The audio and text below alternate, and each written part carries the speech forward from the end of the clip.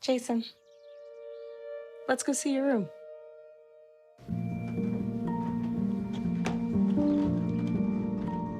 What do you think? We kept it a little spare, so you can decorate it how you like.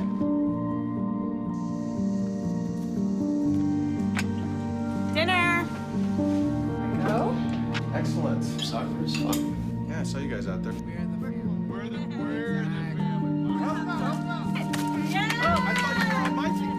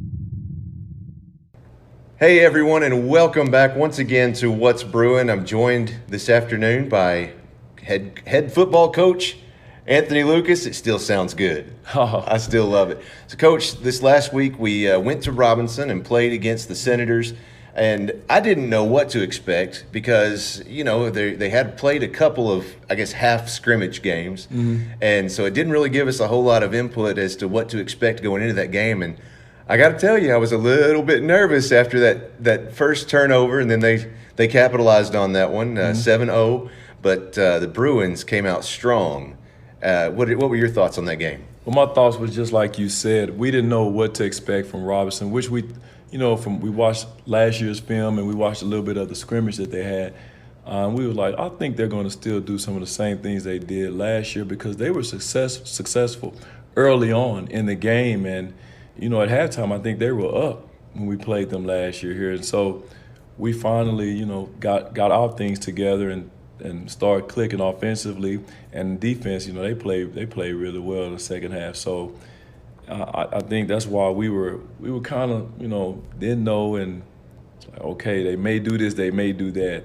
And they basically kind of did some of the same stuff that they did.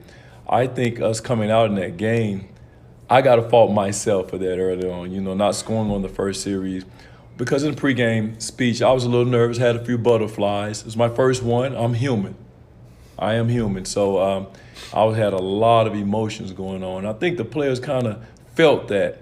But after that first series, that's just like if you were playing the game. And even when I've been coaching here for the past 10 years, that first series, you go out as a coach, you got butterflies and things, and you waiting to see what your guys are going to do and how they're going to respond. And I think that's what it was. And then after the first series, offensively and defensively, we came together and guys played well. And we got the win.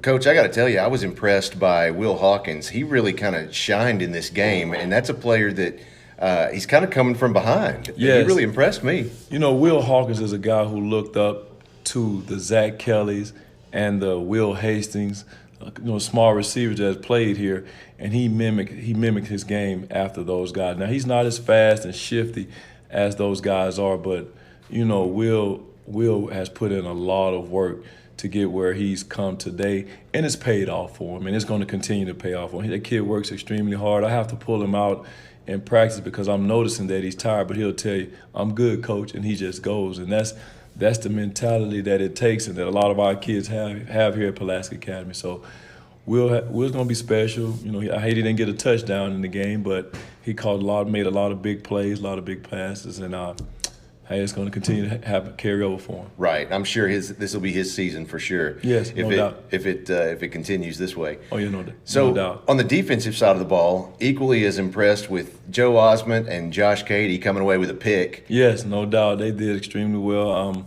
Romello Bell has really turned it on now. He's capable of doing so many things. I thought Mason Schick played a really good game too. Our linebackers really stepped up, but it was good for our defensive back to get some work in, especially for this upcoming game this week against MRA. So I'm proud of Josh Cady.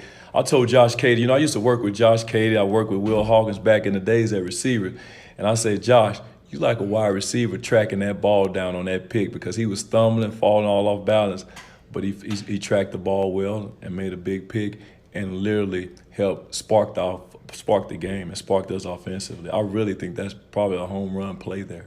Yeah, no doubt. And there were several players both on both sides of the ball that really just seemed like they were really coming into their element in that second quarter. And it's one of the things that I don't remember if I was talking to you or Coach Wyatt or who it was before the game, and somebody told me that you can't simulate an actual game. As much as you want to in practice, nothing feels like a game except for the game. And it seems like they really got into a stride there in the second quarter. Yes, we did. We found, like I said, after that first series, we found our niche offensively and defensively, and we kind of saw what they were doing offensively, and our defense made the adjustments. Big ups to Coach Taylor and Coach Wyatt, as well as Coach Tanner, for making those adjustments. Coach Taylor's up top looking down. You spend a lot of time up there with him, and he just kind of figured it out and put our kids in the right place, and we got it done. They played hard. But I'm serious. I think that interception sparked the game for them. And then offensively, seeing a guy like a Will Hawkins go out, and Jalen McKinney, who's very talented, and Charlie Barker, and you got John Mark Charette too, helped too. And Charlie, with the experience that Charlie Pfizer has, it helps us tremendously. No doubt. And then when you get Joe Hyman in the game, things change. So, just forget it. Yeah, no doubt. I love it. Our kids really feed off of Joe. They really do. So, and when he's in the game, it's a different vibe. And then Kenny Jordan, when he's in the game, it's different. Kaylee, sit down. Don't go underneath that. Get over there and sit down. Hey, go sit in the blue. Go sit on the blue. You can't do that, sweetheart, okay? Stop, okay? Please, just for a couple more minutes, all right? Thank you. No, you're good. Okay, so let me think. All right, so I'm going to say, well, Coach, I do want to tell our folks, we don't have a sponsor yet for What's Brewing this year. So if you're interested in being a sponsor of PA Live or What's Brewing, feel free to head over to pabruins.tv. You can find some information about becoming a sponsor this year. Yeah, no doubt. Looking forward to this week. We're playing a team that we've never played before, Madison-Ridgeland Academy, coming out of Mississippi, right? Madison, Mississippi, right outside of Jackson. So tell us what you know about them. Well, they are very athletic. They mimic us a lot, and they have a great coaching staff. MRA has been up here multiple times to visit with Coach Kelly. They've come to one of our coaching clinics that Coach Kelly has hosted in years past, and just wanted to see, hey, what we're doing. They spent the whole day up here just with Coach Kelly one time, and kind of got some ideas and some football knowledge from him. They onside kick. They go for it on fourth as well sometime too. So you're going to see a well-coached ball club, really, really talented, very disciplined, and they play hard. They get their kids to play hard just like we do, and we're kind of, like I said, they mimic us. It's going to be an up and down the football field game. Okay. And it'll be exciting for a lot of fans to come out. So that's why I want to encourage everybody to come out Friday night and support your Bruins. Well, I do know that as far as academically and in the size of the school, they're very comparable to Pulaski Academy. No doubt. Yes, they are. It'll be interesting to watch. Looking forward to it. I'm nervous. Are you? I'm very nervous. I don't know what's going to happen here, but I promise you, it's just like what we said earlier. When that game kick off, we'll know then. That's right. All right, Coach. Thanks very much. Hey, Josh, thank you for what you do. We need to get a sponsor, guys. Come on. All right. Well, be sure to hit subscribe and like this particular video, and follow us along for the game this Friday night at 7 o'clock. See you then. Go Bruins. Before coming out to the game, be sure to stop by The Den.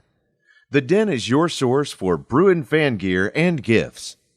They have a unique selection of tailgating supplies that will make your pregame party a smash, including new bleacher seats. No matter the occasion, the Den at PA has something for everyone. Tank tops, t-shirts, sweatshirts, polos, hoodies, jackets, shorts, pants, and more. We have everything your student needs to look their best on Spirit Day. For all the future Bruin cheerleaders, you'll find bows, pom-poms, earrings, and cheerleader uniforms. Visit us on campus or online at thedenatpa.com. Sarah always wants to be connected, and she often tweets or texts while driving. How far will Sarah go while looking away from the road? More than an entire football field. Driving the length of a football field without looking at the road is selfish driving. Caring drivers respect everyone's safety. What kind of driver will you be?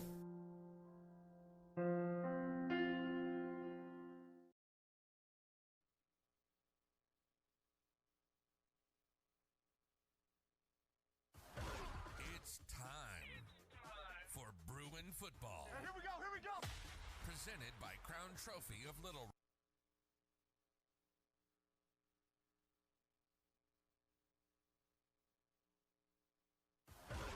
It's time for Bruin football. Here we go.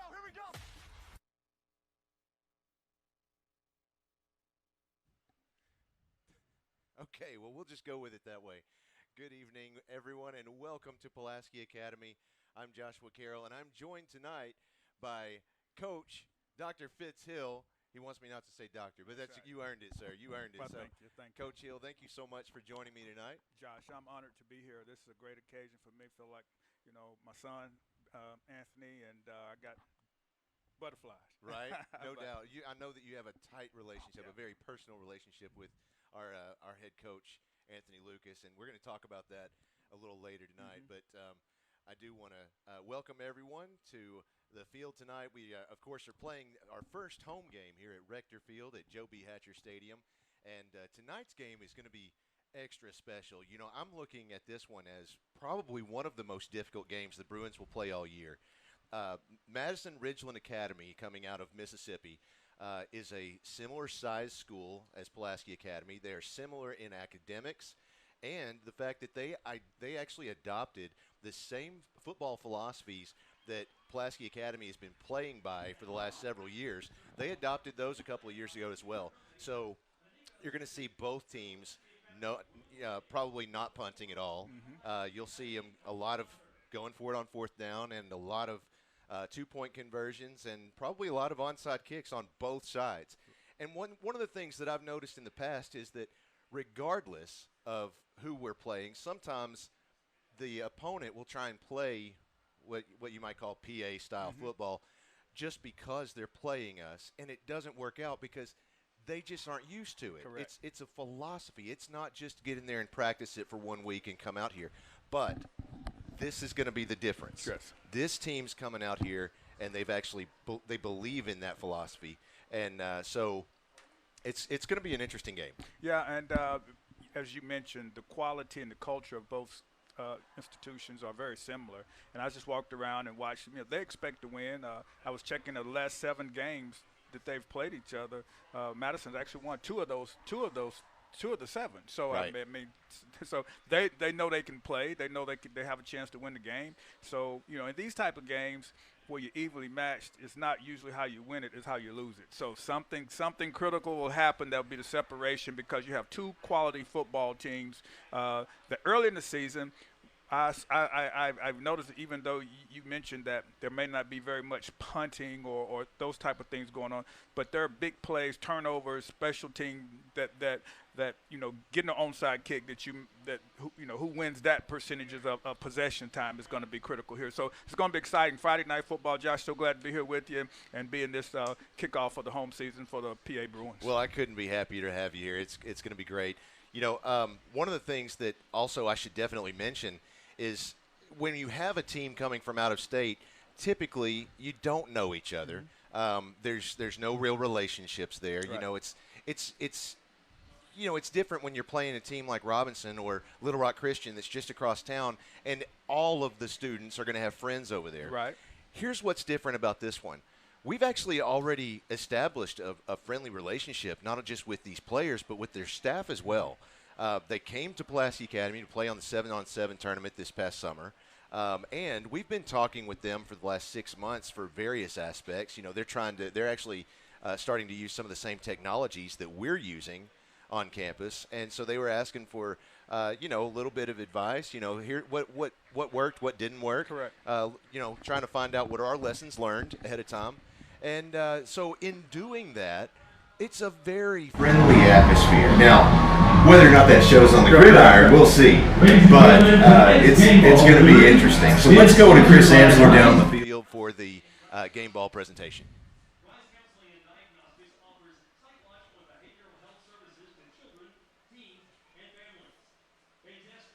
Oh.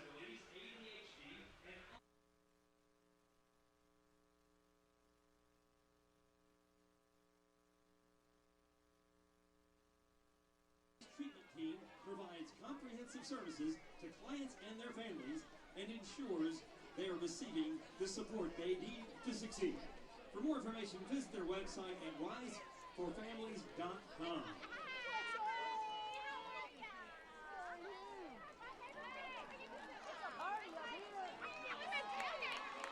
Team captains for tonight. For the Patriots, number 14, Cam Covey, and number 50, Rush Bland. For the Bruins, number 4, Charlie Barker, number 6, Joe Hyman, number 7, Charlie Weiser, number 11, Mason Schick, and number 65, Alan Thomason. Well, we are having a little bit of technical difficulties there getting over to Chris, but we'll work on that for next time for you. In the meantime, I want to take this opportunity to thank one of our sponsors, Ackles Carpet One. At Ackles Carpet One, they can get it for you at wholesale. That's not just a slogan at Ackles Carpet One, it's their real money-saving story. You can get the lowest prices on carpets, floors, and real wood cabinets. They have nationwide buying power, low overhead, and local ownership that make all of this possible. Don't shop at the home centers or online when you can shop local and get the best wholesale prices. At Ackles Carpet One, we make it beautiful for less. AcklesCarpet1.com. Well, the teams have met. They've tossed the coin. I didn't see who won the toss. I didn't either. Okay. I wouldn't. But it's about that time. It is.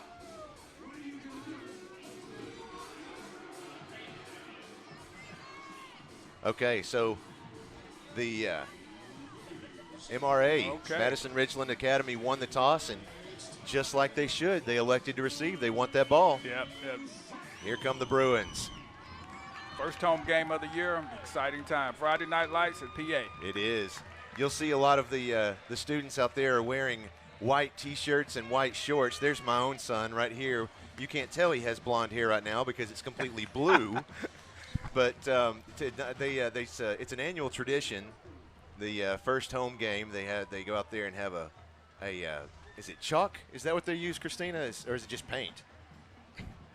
It's paint. It's paint. Okay, so that's gonna be fun for him to clean up later. Yeah, a lot of bleach, huh? Yeah. His blonde hair looks completely blue at the moment. How did you feel last week after looking at the You know, and that's one of the things that Coach Lucas and I talked about. Here he comes running with the team out. I love that. We talked about that a couple of days ago, and I told him the very first quarter, I was a little nervous. Yeah, right. You know, they actually the Senators came out. They capitalized on that turnover, and I was a little nervous. But he openly admitted at that point, so was he. Yeah. So first game, and no matter what level you are as a first game head football coach, you're going to have those nerves. And, right. And there's so much. You've never done it before. Right. You know? Absolutely. It's experience is what you get when you don't get what you want. Yes. You know, yes. So hopefully we continue to make progress, and he continue to grow into it. And but he knows he's part of the family. Yes. So it's not, yeah. you know, He's not a transplant. You're not biased or anything, Coach. No. He's part of the family. He's part of the family, so he's not a transplant. Well, there were a couple of Bruins that really shined last week that really impressed me. I think the one standout to me anyway was Will Hawkins, number 10. He's a wide receiver, a junior, 5'8", 165 pounds, and he came out last week in a fashion that I had not seen out of him before. Right. Making completion after completion and just really worked at his skill. Right. And same way on the opposite side, on the defensive side of the ball, I was watching Josh Cady, Joe Osment. There were a number of others that I had my eye on that really, came out to play. Well, So- I came to practice this week, and I want you to know, man, Charlie Pfizer has a very live arm. And Yes. I mean, tell the baseball player, Anthony was telling me, you can tell it comes off his arm like a rocket. Yes. I mean, so I'm excited to see him throw and catch tonight. Well, here comes Von Seelig to kick it. It's on a tee traditional. It does go an end-over-end bounce. It hit one of the Bruins first, but I think that they're gonna down that after it traveled. It looks like about 8 yards. So it'll be the Patriots' ball. Madison-Ridgeland Academy, also known as the Patriots, there on the screen. It's who we're hosting tonight from Mississippi. If you're just joining us, you're just tuning in, just in time for kickoff, our special guest color commentary tonight is Coach Dr. Fitz Hill. I keep throwing that in there. It just feels wrong not to. I'm sorry, Coach. Coach Fitz is good. That's Okay. all we need tonight. We'll do some analysis later. Let's coach ball tonight. I like it. All right. Well, the Patriots are lined up. They have 2 receivers set wide. They have 1 man in the tailback slot. Handoff immediately goes to that's Tyler Latham. He makes his way up, picks up about an 11-yard gain before being stopped just short of the first down. Is he cramping or going out or something? He's down. Yeah, already. Already.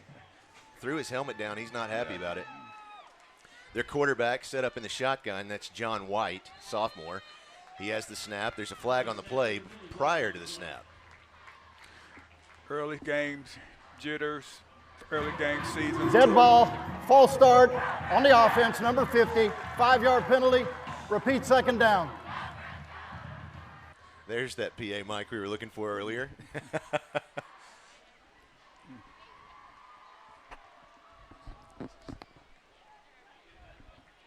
All right, they're going to try this one again. Now it's second down, and it says 2nd and 1 on the scoreboard, but I know that's not right. No, because it's back. It's about 2nd and 7. Yeah.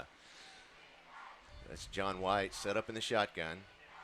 There's the snap. Immediate handoff goes to DJ Gainwell, and he picks up about 5 yards before being stopped. Looks like he was hit by Hunt Harrison first.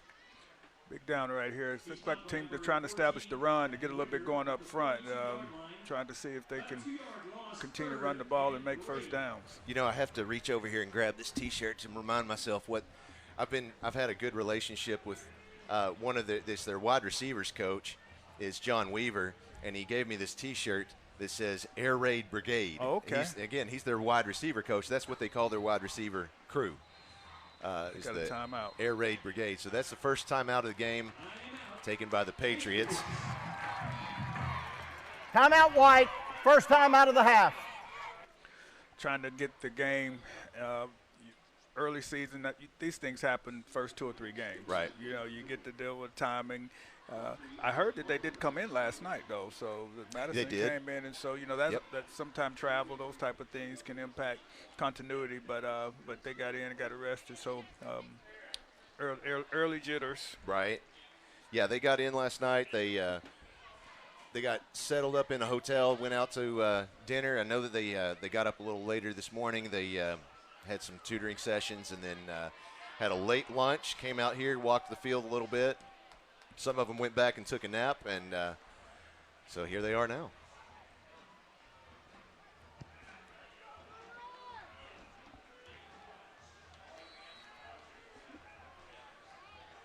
They've yet to throw a pass. That's what I've noticed. Another handoff there. I thought that was going to be play action there, but that one went to J.J. Latham, and he gets stopped after picking up, looks like a gain of 1 yard, depending on where they place it. But 4th and 2. J.J. Latham carries up the middle. Makes it. It's stopped by number 13, Reed Terry, at the 41-yard line. Reed Terry on the stop there. Here's 4th down. The coaches are down there telling the crowd to get loud. 4th down, 2 yards to go for the Patriots. And there's a flag on the play prior to the snap. I think the offensive line jumped. Dead ball, false start on the offense, number 74, 5-yard penalty, repeat 4th down. The D-line has done an excellent job giving movement up front, showing pressure from different angles. 4th down, 7 yards to go, 10 minutes, 10 seconds left in this first quarter between the Pulaski Academy Bruins and the Madison-Ridgeland Academy Patriots. This changes the call right here tremendously from 4th and 2 to 4th and 7. Let's see what they do. There's the snap, play action. Smith looks to pass. He's got a man downfield, and I think he might have caught it, but it was just out of no. He said it hit the ground first, so that is an incomplete pass, and the Bruins will take over on downs. Beautiful. As a coach, if you can get your, it doesn't matter if it's 3 and out or 6 and out, but just getting a stop on the first possession is critical time. If you can try to change the momentum right here and see what's going on. Great field position for the PA Bruins. Nice sized crowd from Mississippi made their way here, filled up the visitor stands. Bruins now have triplets stacked on the right side. Now man in motion, that's Hyman. There's the snap. He looks across the field. It's caught by Hyman. I think forward movement might have made him. I'm not sure where they're going to place that one, Coach. Looks like it's going to be maybe lost a yard. Well, you've got this one up here standing here, and this one was about 5 yards behind, so I wasn't sure which line judge they're going to listen to. 2nd and 10. Forward progress and call. Charlie Pfizer set up in the shotgun. He has Joe Hyman to his left. Twins stacked on both sides, pulled in tight. There's the snap. Handoff immediately goes. That's Jalen McKinney. Then he throws the ball over to Hyman. He's at the 40, the 35, the 30. Makes one man miss a tackle and finally steps out of bounds at about the 20-yard line. Explosive plays are the difference right there. Change momentum changers. Enter into the red zone. Nope, not quite. 23-yard line. Big play. That's, of course, our very first Holloman & Associates first down for the Bruins. He has 3 receivers on the right, 1 to the left. There's the handoff immediately to Joe Hyman. He's across the 20, inside the Caldwell Toyota red zone. Great. Anytime you can get 6 on the first down, you won. Right. 2nd and 4, easy calls. Well, and you can always rely on Joe Hyman to pick up a couple of yards if that's what you need. Yak yards, too. Same exact formation this time. He has 3 receivers on the right, 1 to the left. Handoff goes to Hyman. A nice push in the back. He's across the 10. He gets stopped at about the 7-yard line, it looks like this time. That'll pick up another Holloman & Associates first down. Great midline read, push up there right behind the center and left guard. Red zone. It's time to get it in the zone. Same formation. Hyman actually looks like he's going to receive the snap this time. He received it directly. He's in the end zone. Yes. Touchdown, Joe Hyman for the Bruins. That's what you want. Great momentum. First drive, touchdown. 6 on the board. See if we can add 2 to it. Coming from our live fan feedback, one of our fans out there asked the question, says, howdy from Texas, where did Cooper White and Dylan Allison end up? I don't remember. That's a good question. That completion's good. That's Jalen McKinney with that one, picking up the 2-point conversion. Can't start any better. Do what? Can't start any better. No, you can't. You can't. Big play by Joe Hyman. Get down, execute. Great job, PA Bruins. They're doing a fantastic job. And let's, again, thank another one of our great sponsors at Caldwell Toyota. They are passionate about helping drivers find the vehicle that's right for them for the most affordable prices possible. That's why they carry such a large selection of new Toyota models, because whether you're looking for something sporty, efficient, versatile, family-friendly, rugged, or all of the above, they are confident they have a new Toyota model to meet all of your needs. And then some. Visit them online at caldwelltoyota.com. You know, watching PA over the years. This is where the backbreaker comes. If they get this onside right here, I mean, it just zaps the momentum out their opponents, and they've been known to get them. Yeah, it not only hurts their their spirit, it doesn't break their spirit, but it also, you know, it, of course, gives us the ball, which is just in turn, you know, there's a lot of talk about momentum in a game. And I think that varies from sport to sport, but I think football definitely has one of those. I saw it last night with UCF and Boise State. I mean, you would have thought that, oh my God, here's UCF 21-0, and it came back second half. And then I say either Boise tired, or, you know, from being that coming down to that heat down in the South, but the momentum changed and the game changed. Yep. All right, back to Patriots football. You have John White set up in the shotgun. He has the snap, and he's going to go down for a 10-yard loss. Yes. That's excellent pressure by the defense, and by 21, Romello Bell being recorded with the sack. I was looking at him down there. He is a good-looking young man. He really is, and he's another one of those that showed out last week, had a great game against Robinson.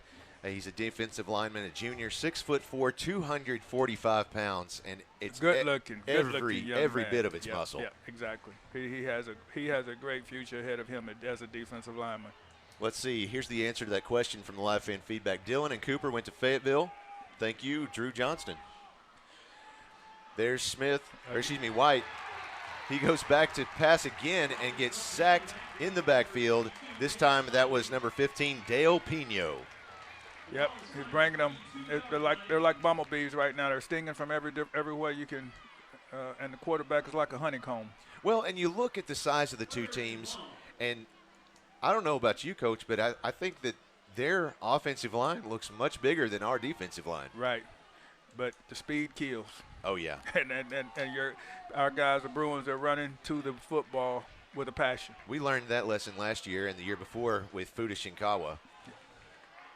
Speed killed them every time. There's the snap, fumbled snap. He picks it up off the ground, tries to get it off, but before he could go anywhere with it, he gets dropped quickly by Joseph Osment. JoJo having another breakout night. Yeah, they're coming from every way, and everybody's rattled up front. The line can't pick them up, and the quarterback is back there on hot coals jumping around. So it looks like they are set up to punt this time. Again, I'm already surprised at this one. That is Davis Dalton. Well, right now you can't protect it because they need to get over there and talk a little bit about protection or go back to the quick game.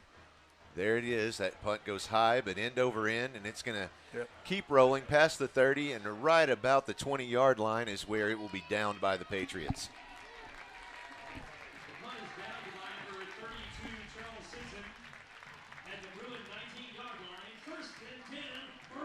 All right, let's take a quick break. We'll be right back with more Bruin football.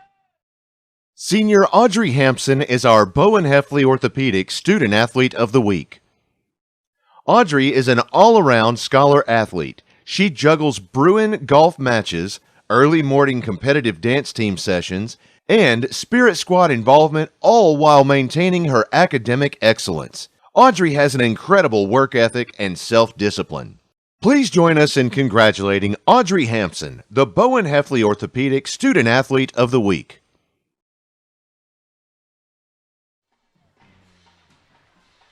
All right, we're back. There's the snap. I could not see who is carrying that. That's Charlie Pfizer with the keep. They look like they're counting the numbers, and they had 4 or 5 defenders over here covering our 3 receivers, and so I think Coach just has them counting the numbers. They're short in the box, and so we should be able to continue to run the football if they're going to play it like that. It's just a 2-yard gain. This time Pfizer has 3 receivers on the right, twins stacked on the left. There's the snap. He looks to the right side. Pass is complete to Hyman.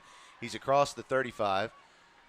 Stops just about, that was the 25. He stops at about the 29-yard line, it looks like.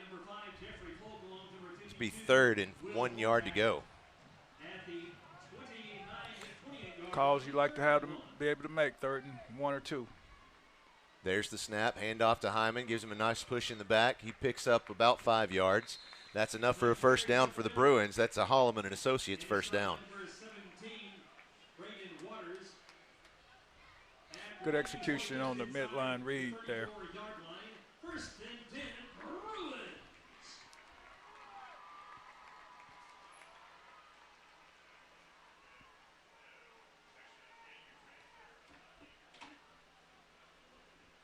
He's back to pass. Lots of pressure running out of the pocket to the left side of the field. He still has no one there, so he'll just run it out of bounds. He still picked up about 3 or 4 yards. Yes, Madison brought a little pressure up the A gap there and flushed him left, and which I think is, he said, pick your poison. We're not going to let you sit back there and just play and play pinball. That's right. Folks, if you're just joining us for the first time ever, thank you and welcome. But you'll notice that we do try to describe the play a little bit more than you might normally see on TV. We have lots of fans out there who are visually impaired, so we like to keep them informed as well. There's the snap. Quick play action. He passes that one out there. I wasn't sure that was going to be received, but it was. That was caught by, there he is, 32, Kenny Jordan, of course. Yeah, there you are. Yes, sir. I kept, that was Fuda's number, and every time I see that number, I start thinking that's who it is. That picked up another first down for the Bruins. Almost another explosive plays. I'm telling you, those are big and changing the field positions, and the Bruins have moved into Madison's territory by crossing the 50. Kenny Jordan really surprised me coming out in the Bryant scrimmage this year. Really had a good game then. Here's Pfizer again in the shotgun. He has 4 receivers on the left side, 1 to the right. There's the snap. He looks to the left, passes out there. Wow, he was hit hard. That was caught by Andrew Pfizer. Is that his brother, Christina? Yes, it is. Okay. Great catch to hold on to the ball. Big-time collision. They're going to hurry this one up as well. He has 3 receivers gathered together on the right side. There's the snap. He rolls out to the right. Pass is out there. It's pretty deep, though. Yeah. Took a shot. Yeah, that was close. That was intended for John Mark Charette, but it went over his head by about 5 yards. But sometimes those, just having those in the repertoire really helps. Yeah. Say, we will go deep. So the Bruins have the ball inside the Patriots' 45-yard line. It's third down, 7 yards to go. Pfizer in the shotgun. He has 3 receivers on the left, 1 to the right, 1 man in the tailback slot. There's the pitch. Goes quickly. Oh, another shoestring tackle, or we're going to say, well, we're going for 2. Yep, that was Kenny Jordan with the carry. He picked up about, what was that, Coach, about 5 yards? Yes, 4th and, 3? Yeah. No, a long 2. Long two. I like that. Oh, and they're going to call it timeout. MRA, that's their second timeout. Let's go ahead and take a break. We'll be right back with more Bruin football on PA Live. Second time out of the half. This Friday Night Spotlight is brought to you by Caldwell Toyota. Pulaski Academy would like you to join us in recognizing our core value student of the week, Olivia Sabota. Olivia models her actions after our core values. She is respected by her peers for her integrity, inclusiveness, and willingness to help others. She is responsible and reliable in all her activities as Spirit Squad Captain, Senior Volleyball Member, and PA Ambassador. Olivia strives for excellence in all her pursuits. Congratulations to our Core Value Student of the Week, Olivia Sabota. Our Core Value Student of the Week is brought to you by Caldwell Toyota. Just another way Caldwell cares.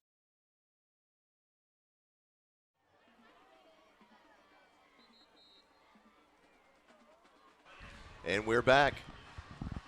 Bruins are set up again. This is 4th and a long 2. Pfizer has 3 receivers pulled in close on the left side, 1 on the right. He has 1 man in the tailback slot. Referees are talking about which fast food restaurant they're going to stop at for dinner later. So it look like Waffle House, man. I'm thinking you're right. That or Taco Bell. That's what they were arguing about.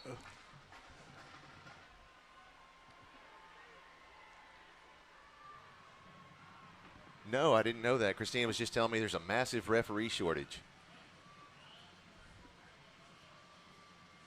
Schools are having to go with either fewer refs or change the days that they have games just to accommodate enough referees for the game. There's the snap. Looks like he sees no options. He's going to keep the ball. He's going to run it out of bounds at the Patriots' 34-yard line. That's enough to pick up the first down for the Bruins.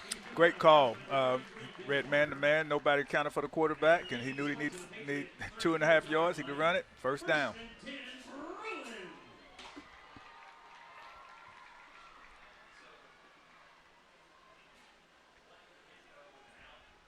Pfizer sets up in the gun. He has twins stacked on both ends of the field. Hyman just behind the line on the left side. There's the snap. He rolls out to the left side, looking, lots of pressure. There's a flag that comes in. Pass goes out there. It's holding, huh? Another flag comes in on the 15-yard line.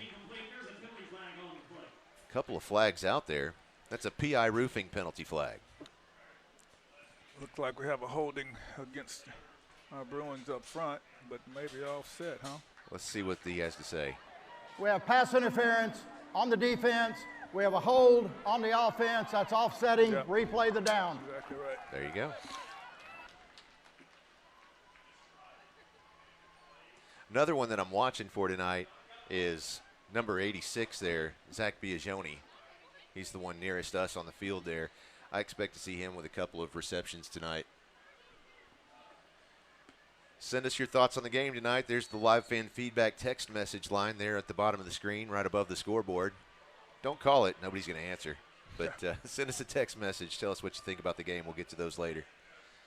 This time he has 2 receivers on the right, 2 to the left. Hyman in motion behind the line.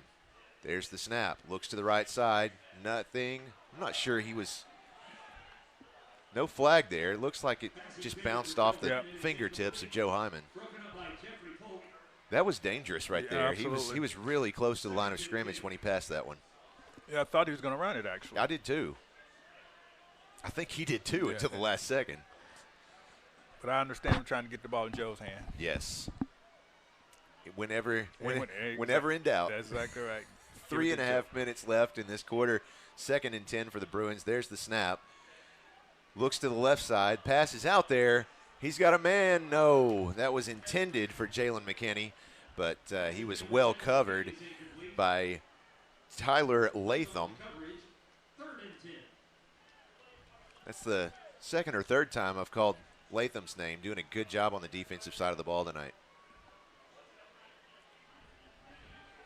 Jalen McKinney has a brand new baby sister, isn't it? Yeah, brand new baby sister at his house just this week. So congratulations to that family. They're probably at home watching. So congratulations to all of you. That one is a completion to Joe Hyman. It's still going to end up as a 3-yard loss for the Bruins. So it's 4th and 13. It's a tough position to be in, Coach. Yep, it's not a whole lot of 4th and 13 calls, but if anybody can execute a big play or explosive play here, PA has done it many, many times. No difference as far as the play formation. You have 2 receivers wide on the right side, 2 on the left. There's the snap. He's looking to the right side, passes out there, and it's in and out of the fingertips of Jalen McKinney. So the ball will turn over on downs. If you have to give up the ball, this far inside the opponent's territory, I almost said enemy territory, but they're not enemies, they're good friends. Right, so this far into the opponent's territory, that's a good place to do it, I guess. No, he told you want to always be able to turn the field over, punt the ball down there to our 20. We drove the ball, missed a few plays. That's a little wheel route right there, overthrown a little bit. Hey, go over there, recalibrate, get you some juice, and get ready to go back. Here's John White setting up again in the shotgun. He has 3 receivers that are going to set up on the left side, 1 on the right, 1 man in the tailback slot just on his left side. There's the snap, looks to the left side to pass, passes out there, and it's caught by Street Doler. Yeah, I think they're going to start doing more quick game because of the lack of protection rather than sitting back there and trying to throw 5-step drop. Well, and that's smart. Yep, you got to learn from your mistakes. They picked up the first down there. Just inside Bruin territory at the 49-yard line. It's 1st and 10 for the Patriots. There's the snap. Yep. Pass immediately goes to the left to Rivers Godwin, and he makes his way over to about the 47-yard line. He's brought down immediately by Ben Smiley. Yeah, that's the way to pursue the ball, Ben. That's a great job. 2 yard. You'll take that on every bubble screen if you can get it. But once again, Madison going with the quick, the quick game right now to get the ball out, so the Bruins, they're not going for 3 more sacks. They've got 3 receivers on the right side, 1 to the left, 1 man in the tailback. There's the snap. He looks to the right side. Pass goes to the right to Rivers. Godwin again. Runs into a pair of Bruins. Still picks up about 5 yards. They're going bubble right, bubble left, and trying to see if they can make who has the best athletes to make plays in space. And that's better than going backwards for sacking for them, so I'm sure we'll see that again. 3rd down, 4 yards to go. This time they have 3 receivers spread out wide on the left side, 1 receiver on the right. John White, their quarterback, has Tyler Latham back there. He's looking to pass, but lots of pressure from the Bruin defensive line. He is sacked by Dale Pino, his 2nd sack of the night. And that's why they're throwing the quick game.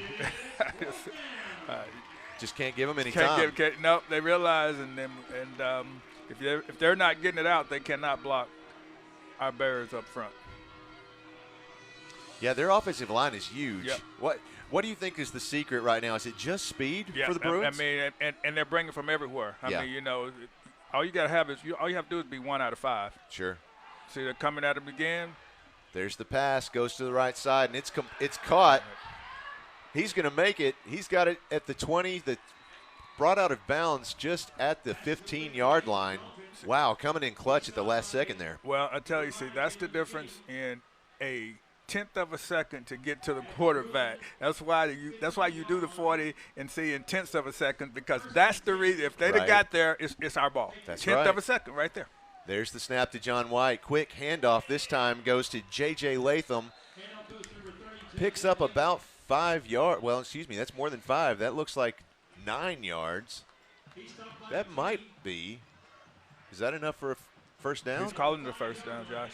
Oh, they are? Okay, yeah. Thank you. First and goal. I mean, he was just inches over that line. There's the snap. Again, J.J. Latham. And see, now this is to their advantage because of that huge offensive line that you're talking about. Now, but in the space and field, we have the advantage because of speed. But that 1/10 of a second is the reason it's their ball on the goal line rather than our ball right there on the 42-yard line going the other way. Got a quick personnel change coming in for the Patriots. They're at this goal line stand. You just expect them to ground and pound here. They're going to use their size. Well, and they've got the time. They've got 2nd down and 2 yards to go, so they could just pound it, and it'll just, Oh, but jumped. Offsides. He jumped right at the end of the first quarter. Dead ball, false start on the offense, 5-yard penalty, repeat 2nd down. That's a costly penalty for them.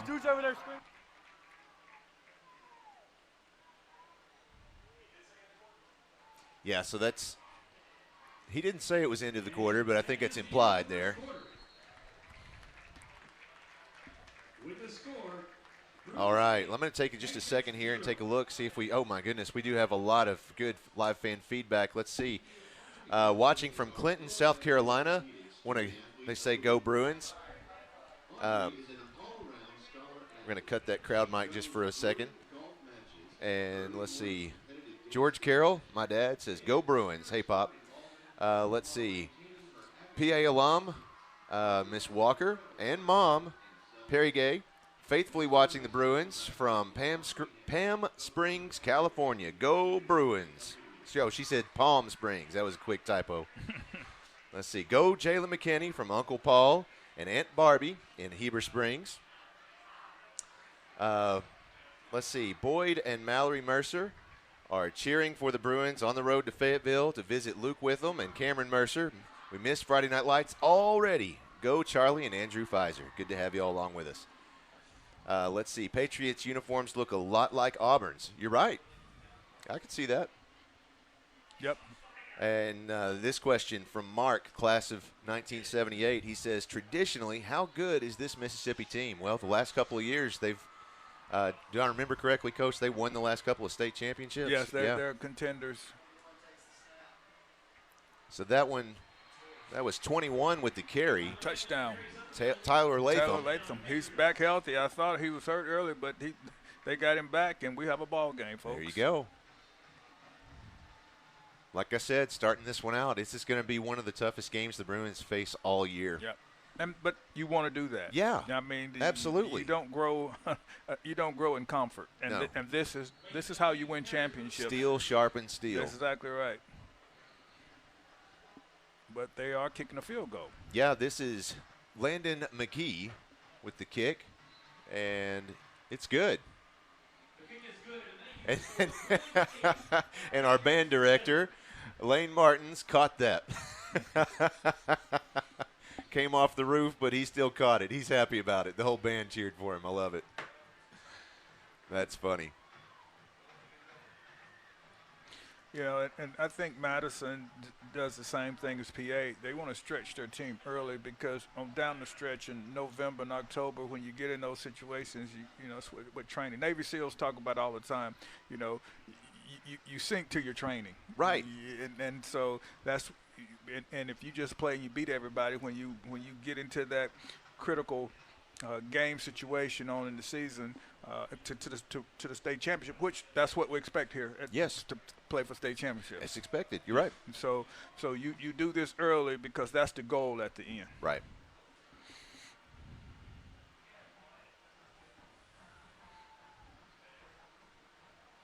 As you mentioned, they will do onside kick as well. We'll see how effective they will be in their attempt to onside the ball. Yeah, I'm curious about this formation. Mm-hmm. This is interesting. As Landon McGee,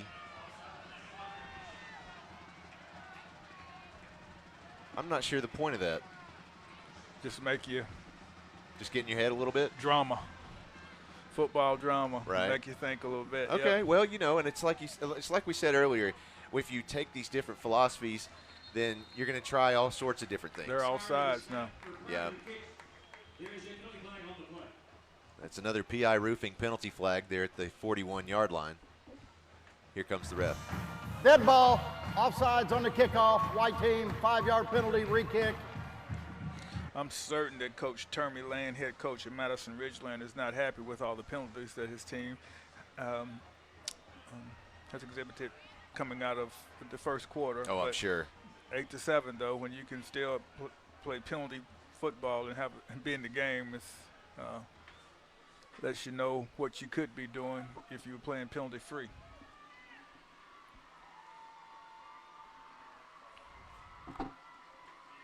So it looks like they're going to make another play call here. Landon McGee out there to kick again, talking to his special team.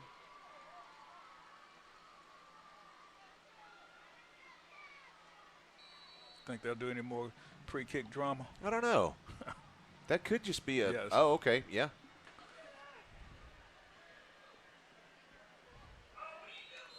That one is received and taken a knee by Will Hawkins at about the 20, what is that, about the 26, 27-yard line? Yep, right at the 25, 26 yard line.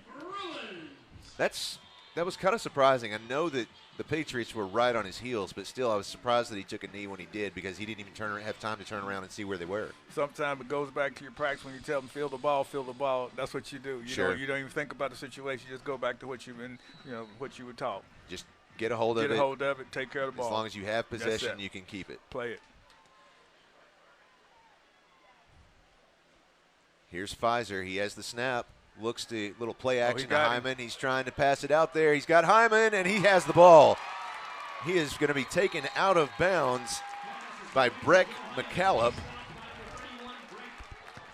That's another Holloman and Associates first down. And another explosive play to change the field position. Now the Bruins have moved over into Madison-Ridgeland's territory. They've spotted the ball at about the 39-yard line. 1st and 10 for the Bruins. Pfizer in the shotgun, twins stacked on either side. Quick handoff goes to Joe Hyman. He's making his way to the 35-yard line. Doesn't quite make it there before he's forced out of bounds by number 13. That's DJ Gainwell. A pickup of 4. That's a win on first down, regardless of what you think.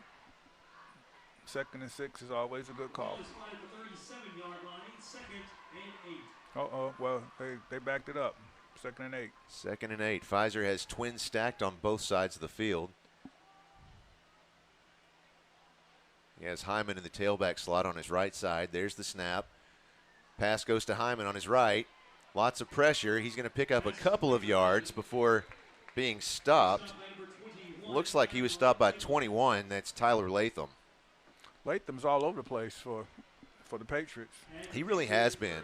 Having a good night tonight so far. And first play of the game, he went down, so he's worried, but he guess it got taped up. 11 minutes left in the first half. There's the snap. Rolls out to the left side, passes out there, almost deflected. I think it was deflected a little bit. Latham that was again. Yeah, that was intended for Jalen McKinney, and he just couldn't get his hands on it. Like I said, Latham's having a good night. Yes, he is. He's a senior. He's gonna be on somebody's squad next year. I can tell you that right now. He's a ball player. So the Bruins again on the Patriots' 39-yard line. It's 4th down and 5 yards to go. Here's Pfizer set up in the shotgun. 4 receivers on the left side, 1 to the right. Got a blitz coming. They're trying to draw the Patriots off sides. Not happening. There's the snap. Looks to the left side. It's out there and bounced off the ground just before, right in front of Will Hawkins. He couldn't get a hold of it.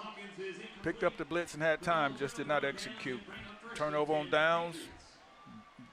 Need a defensive stand here. I'm loving this, Coach. This is a ball game. Oh yeah, it's going. I mean, and it's what you want. Right. I mean, it's kind of like this week, Clemson and Georgia. Right. I mean, you're looking so forward to kicking off the season like this, and to have an early game to give you a measuring stick of your strengths and your weaknesses. That's right. All right. There's John White again. So they can't protect.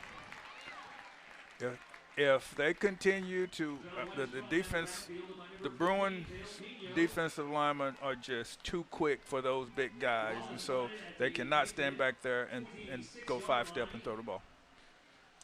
And you see the difference when they're running the ball now. Right. I mean, that, I'm not sure why right now why they continue to do that when I bet they've lost 30 to 40 yards in sacks. Well, in that one alone, I think, what was it? They lost 8 yards. Yeah. There you go. It's picking up the screen. There's the pass. A fumble. They turn over. And the Bruins say that they have it, and so does the ref. So the Bruins will take over, making nice effort there to pick up that fumble deep in Patriots territory. That's another one by Dale Pino. He was the playmaker in the last 2 plays, coming up with the sack once before and now picking up that turnover. And that's a game changer right here. Momentum, as you talked about earlier, Josh, it's the swing momentum here. Defense just got out from there and have to return, a little tired. You want to go for the gusto right here. Here's Pfizer in the shotgun. He has twins stacked on the right, 2 receivers to the left. This one goes to Hyman. He's running the left side. He makes his way to the 20-yard line and is brought down by, almost said Romello Bell. No, that's Tyler Latham, the other 21. Picked up about 3 yards, two long two. After making his way just outside the 19-yard line, 2nd and 6. Oh, that gave him 4. That snap goes directly to Hyman. He goes straight up the middle, might have picked up a yard. Yeah, he actually picked up 2 yards. There you go. He was stopped immediately by number 56. That's Alex Hillhouse. Pfizer with the snap, rolls out to the right side, looking to pass, passes out there. Can't see who received that one. Will Hawkins. That was great execution, great sprint out, good timing, great execution. First down. He's driven out of bounds at the 11-yard line. 1st and 10. That picks up the next Holloman and Associates first down. This time Pfizer has, looks like 4 receivers to the right side. He's rolling out to the left though. Looking out there, he's got a man in the end zone. It was intended for Hyman, but he was well covered, well defended. Yeah, he had enough room. He could have run it That's there. exactly it was pretty right. open on the left side of the field. That's why you sprint out, run pass option. As you close down into the red zone, those windows get smaller and the back of the end zone is closer. So it changes your calls here. Yep.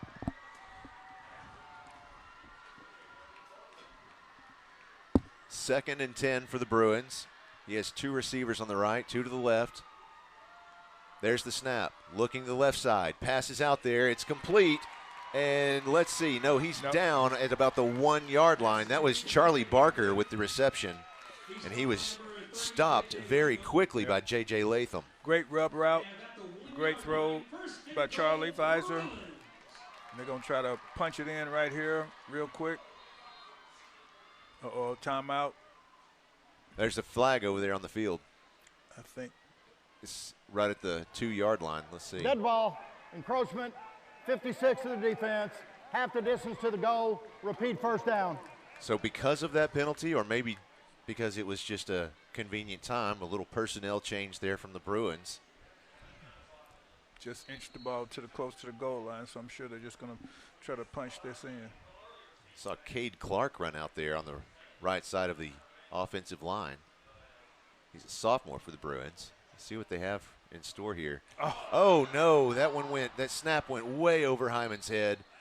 They're going to lose about 15 yards off of that snap. Exactly. At the Patriot 15-yard line, second and goal.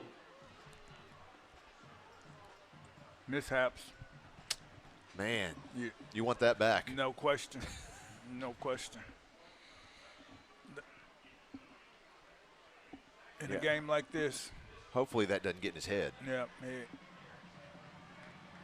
All right, so Pfizer back behind center in the shotgun. Twins on both sides of the field. There's the snap. He looks to the right side, looks back to the left. He has he had one man directly in the middle of the end zone, but he was in quadruple coverage. Yeah, that wasn't the best read by any stretch of the imagination. Wow. 8 minutes, 16 seconds left in the first half. Bruins lead this one by 1 point, 8-7 over Madison-Ridgeland Academy from Mississippi.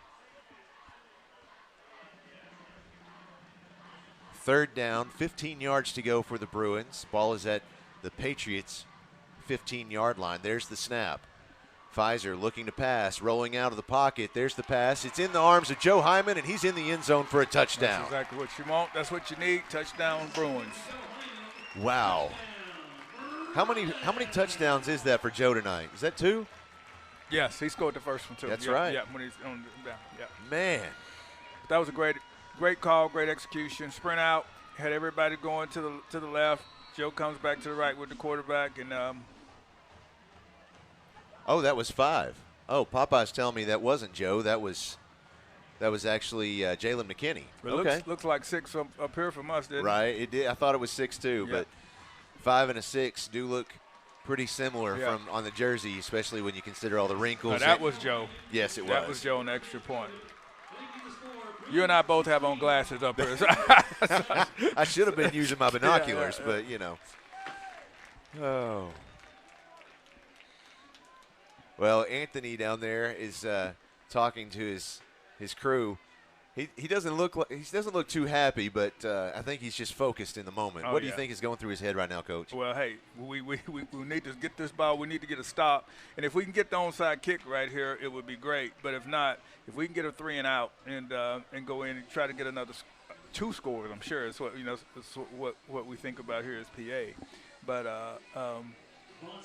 I'm certain that anytime that you get points on the board and you take a turnover, from your defense in terms of points. Now, on the flip side of that, I'm sure Madison looks at, man, we should be in this game, but we've had 3 sacks, turnover, and we're right in the game. We're beating ourselves. Right.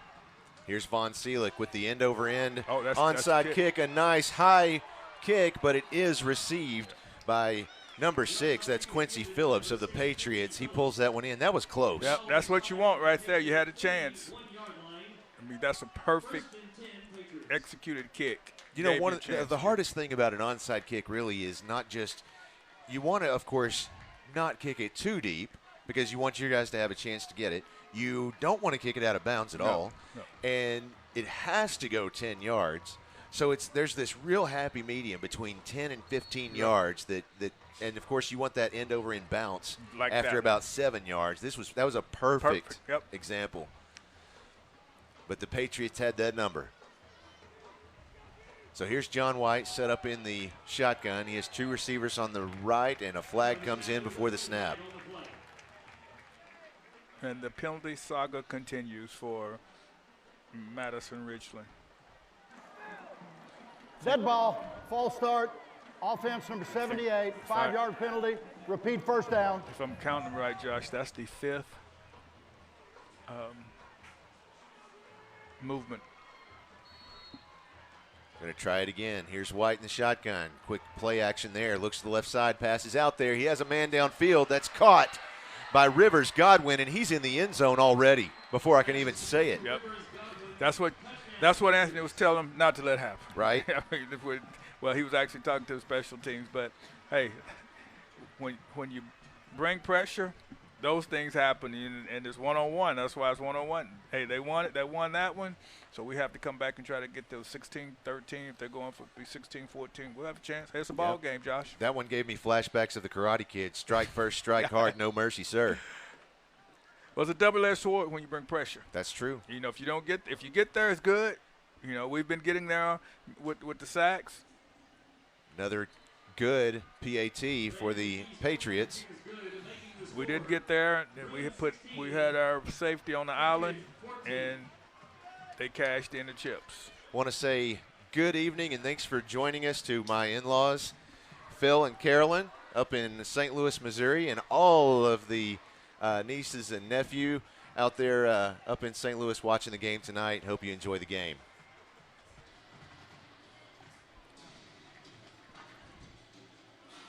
MRA fans up on their feet. They're excited with a good reason to be. Only down by 2 in this one. 7:57 left in the first half. Bruins lead 16-14. I've noticed every time it's the Patriots' turn to kick off, they like to take their time over there and talk it over first. Well, a situation where you're taking advantage of the rest. Sure. Many of the guys playing multiple positions, and so you're going to use until the official call you out. You're going to stay over there and let them rest. Well, and they do have, and I thought our roster was pretty small, but you look at theirs, and it's about 2/3 of the size of our roster. So I mean, it's comparable, but it's still smaller. Mm-hmm. So yeah, that there's both several of those guys playing both sides of the ball. Both teams are quality rather than quantity. That's true. There's the kick. Like you said, a little kickoff drama. That one received again by Will Hawkins. He downs the ball at the 18-yard line. I'm sure they've told him, just get it. Just get the ball and stop.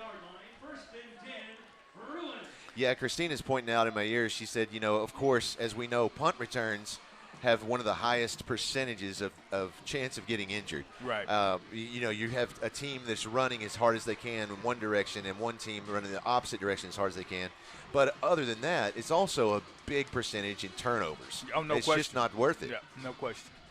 Particularly unless you got the ball in somebody's hands you think is going to go score. Right. Here's Pfizer set up in the gun. He has one receiver on the left, 3 to the right. Joe Hyman in the tailback position. There's the snap. He rolls out to the right side. Little play action there. Number 7. He's going to keep it. He's across the 15. He didn't keep it. He didn't even cross the line of scrimmage. I thought he did. Yeah. Snuck Joe Hyman all the way down to the 40-yard line to receive that one. That's excellent catch and concentration by Joe. And I tell you, that showed a great field presence by Charlie Pfizer there. He was just cool under pressure right there. And we thought he was going to run, but then I did. At the last minute he picked up Joe. I'm glad I'm not the only one. If you thought he was running, I'm doing okay then. Yeah, no, he did. He looked like.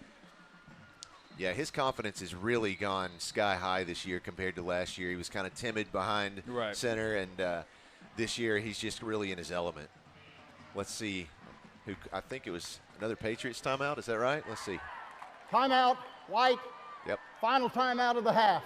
See, and he realizes right now that they're tired, You know, when early on in the season, conditioning, little warm. You know, it could be hotter. You know. Yes. But realizing that this is a critical series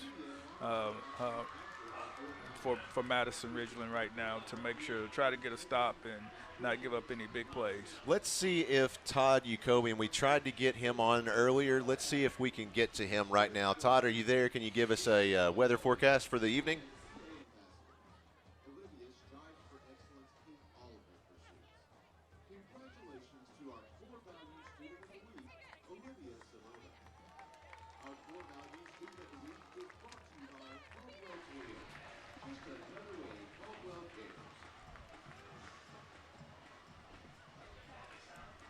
All right, we're still here. We're going to try that, see if we can check in with him maybe at halftime.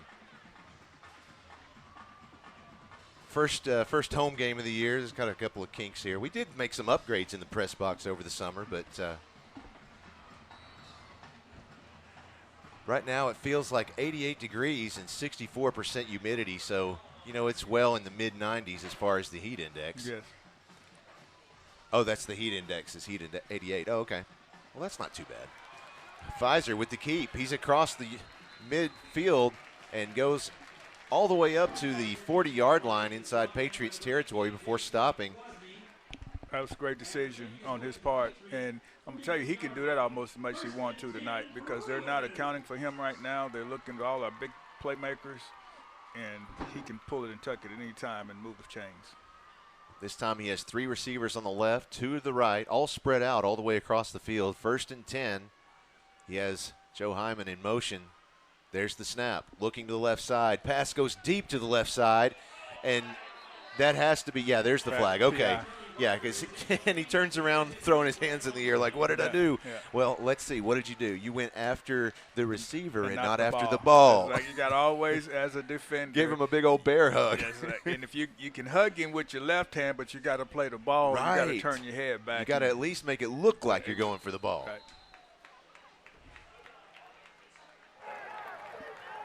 Pass interference on the defense. 15-yard penalty. First down. Yeah, there's another penalty flag on the far side of the field. I think that's going to be either against the sideline warning or maybe against the coach over there. Unfortunately, here it comes. Here comes the call.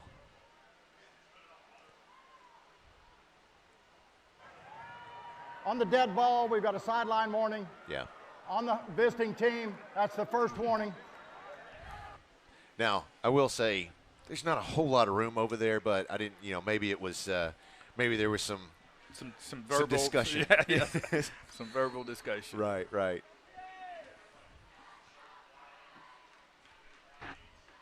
Pfizer's in the shotgun. He has 2 receivers on the right, 3 to the left. There's the snap. He looks to the left side.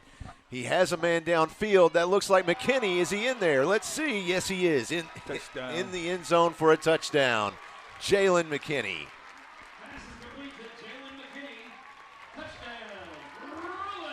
Fantastic job by both of them. Again, like you said, I think Charlie Pfizer's veins are full of ice at this point. Oh, any food? No, I think I'm good. Thank you. No, that was a well-executed play. Another big play, as we said. That's the reason Coach Land called the timeout, hoping that that they wouldn't give up any big play. But ballers make plays. Yes, they do. There's Pfizer looking to find somebody, and he sure does. He found Joe Hyman in the end zone for a 2-point conversion.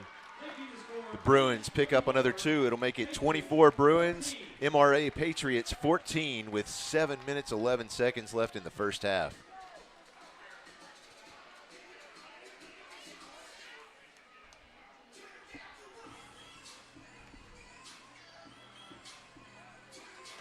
Goodness gracious.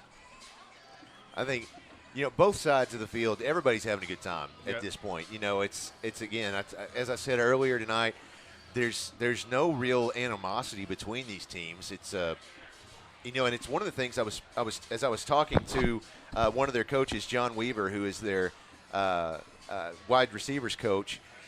He was telling me they really hope to make this kind of a cross state line rivalry. Right. and not just in football. You know, he was talking about, you know, maybe we'll have this continue across other sports, such as basketball, baseball, and so on. And I hope that happens. They're a great group of folks, very polite, very friendly. Like I said, been talking to them for various reasons for the last 6 months, and all of them just fantastic, and came in here, and I look forward to visiting their school next year. Well, it's quality competition and quality people, as you noted. You're right. Here's Von Seelig to kick it. He has it teed up in a traditional manner at the 40-yard line. Nice end over in bounce, but it is caught immediately after the first bounce by Quincy Phillips. I think he's going to give him a flag on that hit after. I think they're going to give him a. I think you're right. It was unnecessary roughness call on the ball because he took a knee and he dived in or dove in on him. I'm not sure. What you had a better eye on it than I did. I was looking down already trying to find who it was receiving it. Was there room to stop at that point? Well, or was it inevitable? Well, actually, he fell down. And personal foul, late hit on the defense. And so he jumped on him. 15-yard penalty tacked on to the end. First down. And had he acted like he was going to run it, may have been differently. Okay. But what he did, he went to the ground, and so he hit him while he was going down. Gotcha. And so with the way that football is today with helmet protection, you have to call that, you know, just as a way of safety precaution. Well, and it makes sense. You know, it's. No, I thought about it when I saw it. Sure. So the fact that he called it, he was saying the same thing I saw. I like it. You know, a lot of folks are out there thinking, well, it makes football not the same game. No, it's just, you know, it just makes sense. You know, especially at a high school level, they've got lots of years to play ahead of them. Hopefully. All right, here's John White set up in the shotgun. Looks to the left side. Screen. Pass is complete to Rivers Godwin. He makes his way to the 35, the 30, the 25, and finally brought down inside the 20-yard line. Looks like he was dropped by Romello Bell. Those bubble plays, that's really an outside sweep. Throw a 2 yards a bubble play and turns into a 20-yard gain. Inside the red zone, 1st and 10 at the 19-yard line. Quick snap. And he is stopped immediately. That was Tyler Latham with the carry. And Joseph Osment on the stop. There you go, JoJo, one of our star wrestlers. Well, you could tell he pinned him. That was a double leg takedown, right? Yeah. Yeah, we talked about that earlier, was the fact that there's several of our defensive players that are on the wrestling team, and wrestlers make great defensive football players. Could be anything better. If you can sprint or run track, if you're up lineman, get into that, get on those mats. We're definitely looking for more Bruin wrestlers this year. If you're interested, give me a call. There's the pass. It's complete. He's in the end zone. That's Rivers Godwin again. No need to move the sticks. He's still walking down there.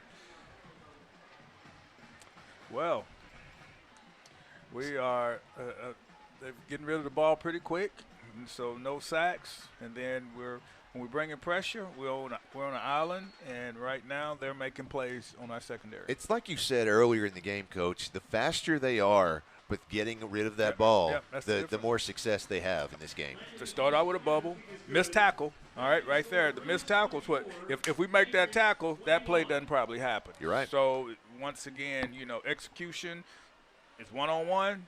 You make somebody miss, you make the tackle, we play the next play. They get a 20-yard gain, next come in, throw another quick slant right there, touchdown. Hey, now it's 24-21, and we have a ball game with 6:12 left. That's right. For those of you who didn't join us before the game started, I'm joined this evening by guest color commentator, Coach Fitz Hill. I got to quit saying it, Coach. Thank you. You're welcome. Because Coach Hill is here tonight, and I'm just so excited to have him here.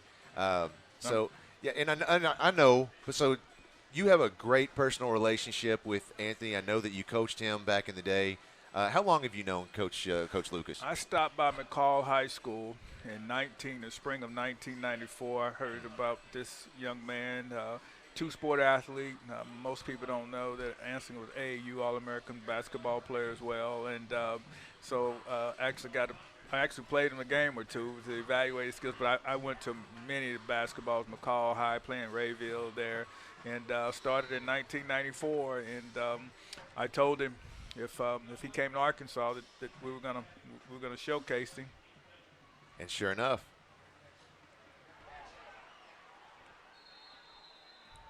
The Patriots say that they have it. Let's see what the referee says.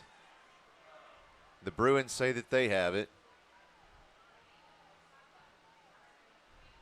Yeah, no, it says the Bruins have the ball. Okay.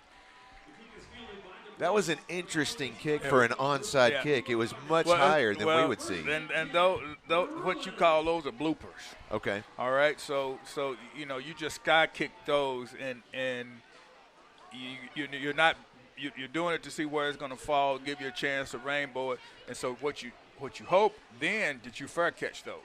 Right. All right. But because it went over his head, there was really nobody back there to fair catch it. So now you're running back here to catch it, and you can't see it. So to fair catch it, you have to be up in front to wave your hand.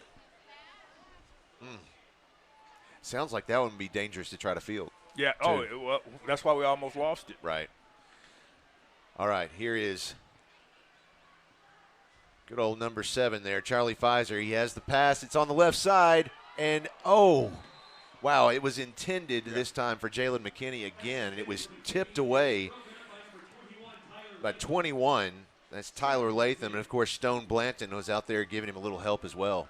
I think we're going to have to give Jalen McKinney a little blow.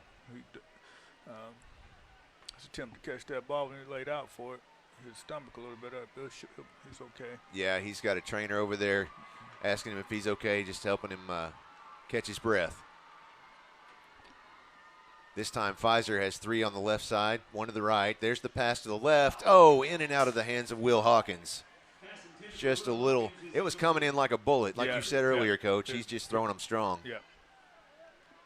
They got to make that play. Coach Lucas is a little bit upset. That play was open. You got to pull those catches in right there. It was well designed. And I know how he feels about that because I know how I used to feel about that. Well, and he expects a lot from his wide receivers. No question. That's what I'm saying. He knows the job. That was a catchable ball. That's put you in the situation. This time Pfizer has 3 receivers on the left side, 1 to the right. He has Joe Hyman in the tailback's position on his left side. There's the snap. Looking to pass on the left. Now he's out there. He's got a man downfield, but he was well covered up. That was intended for Charlie Barker that time. Taylor Latham had him on lock. Yes, he did. I don't think I'd be throwing too much. I'd have picked me somebody else to throw against. Well, and to be quite honest, if you looked right down through here between midfield and the sideline, there was a nice open route. He could have at least picked up about 7 yards on his own. Well, and that's the point I keep saying is that he can run it anytime he wants to. Right. And he's capable. You're right. Bruins looking to the sideline, picking up their play from offensive coordinator Adam Thrash. This time he has 4 receivers on the left, and now a timeout is called by the Bruins. Good timeout.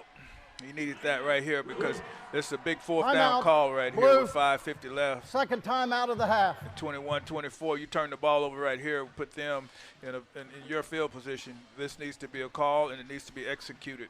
All right, we're just going to go to a break real quick, Coach. We'll be right back with more Bruin football here on PA Live.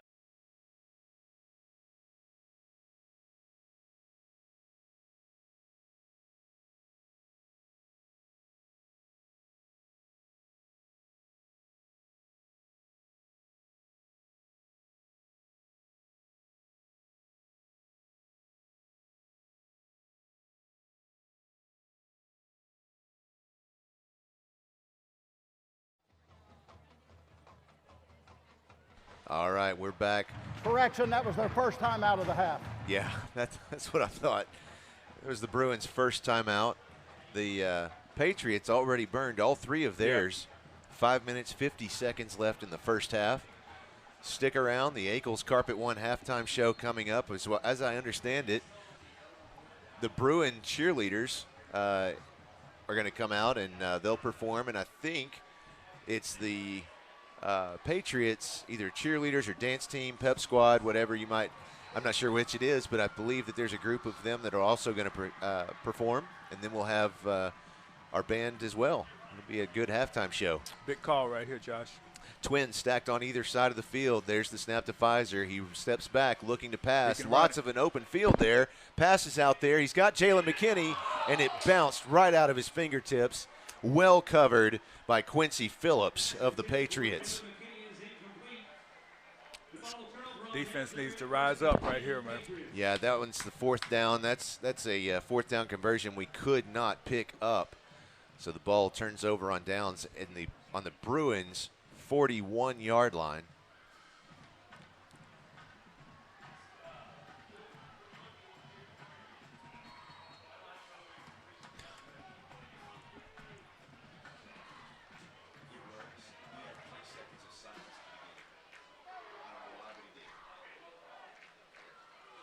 Bubble, getting it out. There's another one, a quick little bubble pass over to Street Toller, and he picked up about 8 yards, 7 yards it looks like.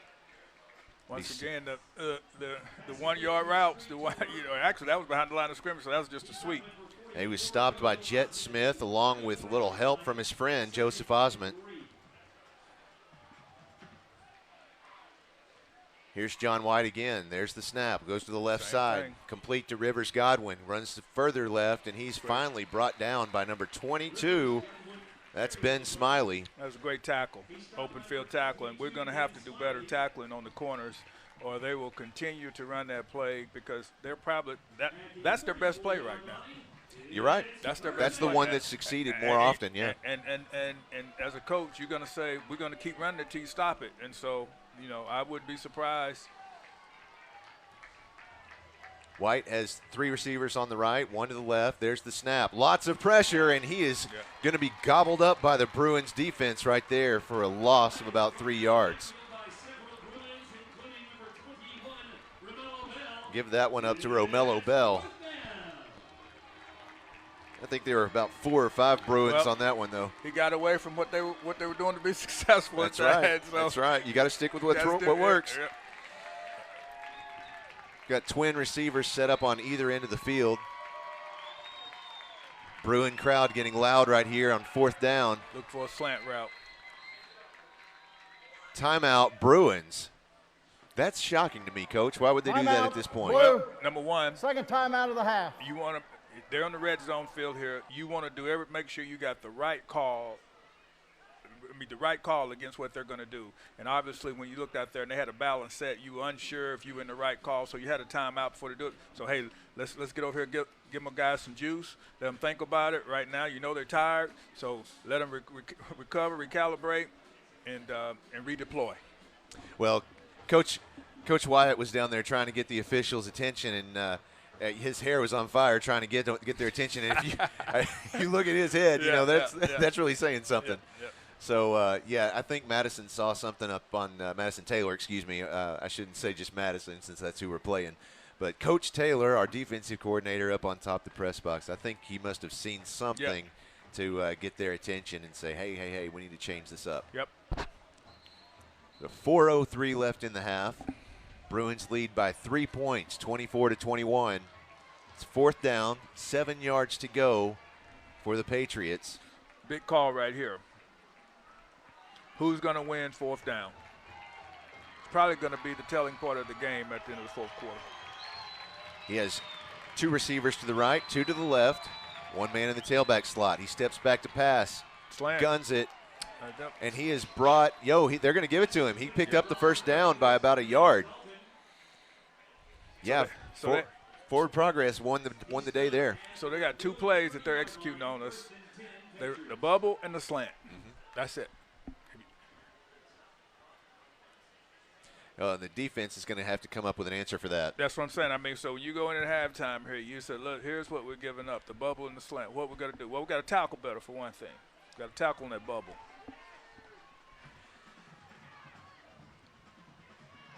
Steps back, looks to the left side to pass. The pass is out there, and it looks good. Hits in the end zone.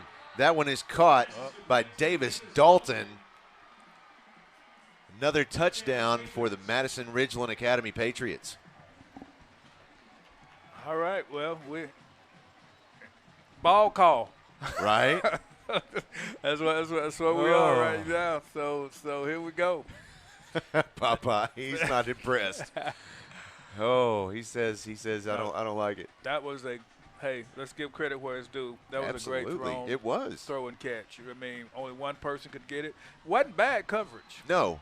I mean, you know, he was right there alongside of him. It was clean coverage. Yep. So it wasn't like the guy was just wide open. Hey, they threw and caught the ball. Great executed play. They've taken the lead for the first time. As you said, this is what we thought the game was going to be. All right, so hey, it's a ball game. It's a ball game. Don't expect to see us home by 10 o'clock like we're used to, PA fans. Yeah, no, it's a game. Sorry, Christina. Sorry about that. And that's what you want to see. How are you going to respond right here? Right. Let's see. You got 3:34, and traditionally PA's used to high-scoring games, so that's not a big deal. Yeah. Well, and if we hadn't gotten all those sacks against them and they hadn't committed all those penalties, this game would be out of control. Oh, I mean, that was my whole point. So, you know. Christina keeps wanting to chime in on the game, and we have threatened for years to put her on the air, and she's the one who keeps telling us no. But the last couple of comments I've made, she's sitting here telling me in my headset, and so I'm just repeating what she said. You got it. There it is again. Here comes another one. Oh, no. Okay, well, he knocked it out of bounds. Yeah, so he had to do that because if not, they're going to get it's a live ball. Will Hawkins once again making sure that the Patriots don't recover those kicks. That's his third in a row, I think. 3.5 minutes till halftime. Be sure to stick around. We're going to try and bring you all of the halftime entertainment. Hopefully, if YouTube mutes us, that's because of the copywritten music that the cheerleaders dance to. But we'll bring it back as soon as we can. Pfizer looking to pass. He's got Hyman on the left side of the field, and he's going to be forced out of bounds at the 27-yard line. It's a gain of about 4 yards, it looks like. I can't see where they're marking it at. Hey, he's still walking. Oh, yeah. Well, it's up now. Okay. He picked up about 9. Yeah, much further than I thought. Yeah. No, he says, hang on a second. We're gonna take a look at this. Because if it's actually spotted where it is, that's a first down. Yes, it is. Yeah. Now they'll move the chains. That's a Holloman and Associates first down.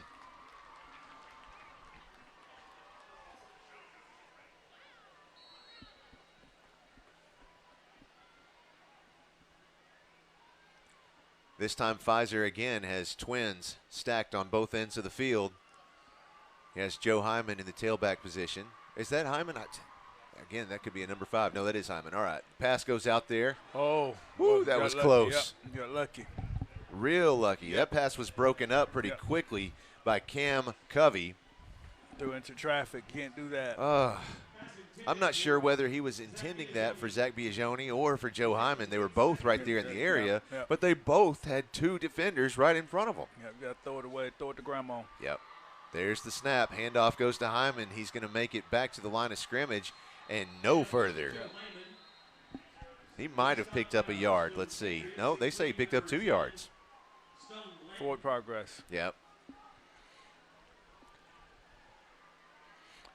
Right here, spreading them out and letting Joe Pfizer work a little bit in the middle of just running the ball, I think could really open up things from. This time Pfizer set up in the shotgun once again. 2 receivers far on the left, 3 spread out to the right. Man-to-man coverage all the way across, 0 coverage. There's the snap. You can beat them. Looking, lots of pressure. That's he's going it to throw right it out there. Jalen McKinney at the 30, at the 25, and he's brought down by the ankles at the 21-yard line. That looks like he was tackled by Street Toller. Nope, correction, that was not Street. That's DJ Gainwell. DJ Gainwell from Madison. 0 coverage. Hey, they held up. Same thing with us. I mean, you know, like you said, who's making plays and who's not. Pfizer set up again, exact same formation. 2 receivers on either end of the field. Quick little shovel pass there to Joe. He's going to take it to the 15 and forced out of bounds at about the 12-yard line, it looks like. That might be another first down. Let's see where they spot it. It'll be real close. Maybe a short it'll be half yard. Yeah, second and inches. Yep.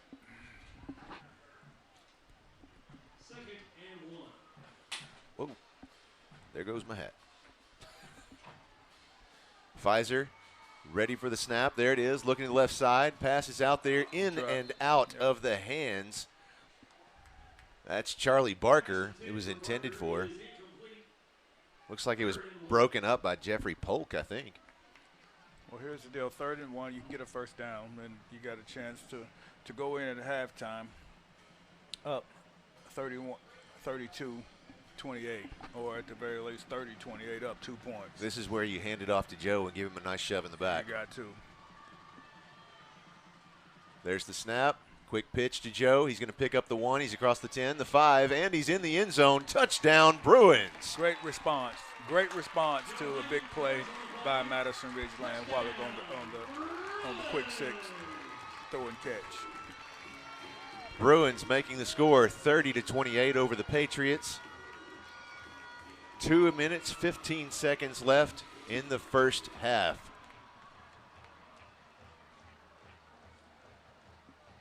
Yeah, don't forget, they won the toss and elected to receive, so the Bruins are going to start the second half with the ball. Yes. But if we can't give up another quick 6 right here. That's right. That would be detrimental to the mindset completely. Von Seelig with the extra point attempt kick. It's good. It actually went, we're used to seeing the football actually hit the top of the Buck Center and rolling off, but this one went clear over it. That's back in the creek behind the Buck Center. And let me ask you this: as you say you've been doing for 4 years, what's usually the difference in making them decide to go for an extra point or two or 1? Most of the time. Now, this game is obviously an anomaly. Yeah. But most of the time, they go for 2 until the game is in the bag. Okay. And then that's when they'll, kind of pump the brakes a little bit and start kicking. Right. So I was just wondering why, because in this particular game, that 1 extra point may be a different. It very well could be. I couldn't answer that question. I'd love to know the answer. Yeah, I know you've been watching it over the years, and I haven't, and so I was just wondering. They executed and got the last three times. Yeah, 3. So I'm just wondering what would make them not go for it in that situation. Sure. Yeah, it's a good question. I don't know. It's a 3-point game at least. So. Well, and I look forward to asking. Yeah. The coaches for our coaches show later this week. As it is right now, the only thing I might guess is just because that drive, they worked hard on that one just to get it there. They might have just been conserving energy. Yeah, maybe. And that's Here's Von Seelig. He has the ball teed up traditionally. He's going to shift to the other side of the ball. Quick kick. It's going to roll out of bounds after traveling about 12 yards. Actually, no, I'm sorry. That's about almost 15 yards. Still goes out of bounds, so the Patriots will take possession at their own, I think, 42-yard line. Or they tack on 5 yards to that. Is that right? When they ball went out of bounds before being touched. It'll be placed at the point where it went out of bounds at the 43-yard line. The 43-yard line's back here, gentlemen. The chain 48-yard line. Oh, okay, okay. Well, that makes more sense. Yeah. Okay. I didn't think it was a penalty either. You just marking it as out of bounds.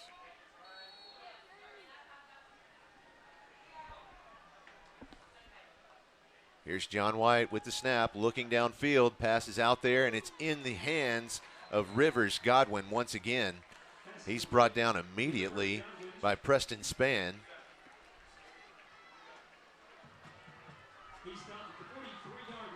Yes, Preston was doing a good job trying to strip that ball after it was caught. Looking again, the pass is out there, and it's received immediately by Davis Dalton. Picks up the first down for the Patriots. Again, look at how the fast pace that they've picked up now on this drive. And we're playing more zone now because what I think Coach was talking about, we're not going to let them make a big play and turn it over. We're going to make them work for it. Right. And that's what we're playing now, as you see. There's White with the snap, looking to pass. Lots of pressure, and there he's going to go down just shy. The ball comes loose. Ball's loose, and John Mark Charette. Is that John Mark? No, I can't tell. Hang on. Let me see who that is. That's 22. 22. That's Ben Smiley. Yes. Comes up with the ball. Nice turnover. The coach is having a fit saying that his player was down.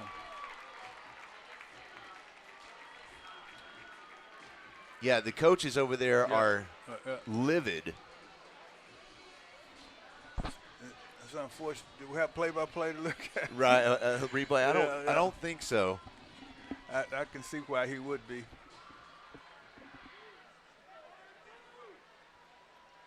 All right, here we go here. Yeah, he might have thought it was a dead ball. Well, I'm certain. I mean, that's the only thing. Yeah.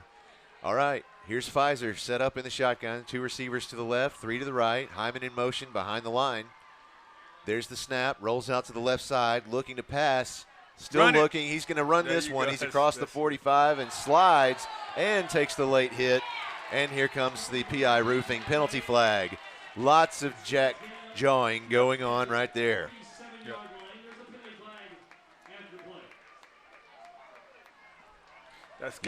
That's kind of like a while ago when their guy slid down, we hit him. So it's the same thing. Sure. Anytime, because you're thought to be a defenseless player. Right. Anytime that you're sliding down. So he slid and he hit him anyway. He slid when he caught those and we hit him anyway. So it balanced itself out. Yeah, one of the things that has been noticed during this game already is that after the plays. Personal foul, late hit on the defense, 15-yard penalty, first down. Too late now. Too late now, he said. The other ref was trying to tell him it was 30. It was 30, and he said too late now. But no, one of the things that has been noticed is after the plays, there's been a little bit of what you would call extracurricular activity against Joe Hyman. And, there's only so much of that he's going to take before he starts talking back. And that's going to cause those kind of issues. There's the snap. Flag comes in prior to the snap. On the far side of the field over there, the side judge. I think that's another sideline. Let's see.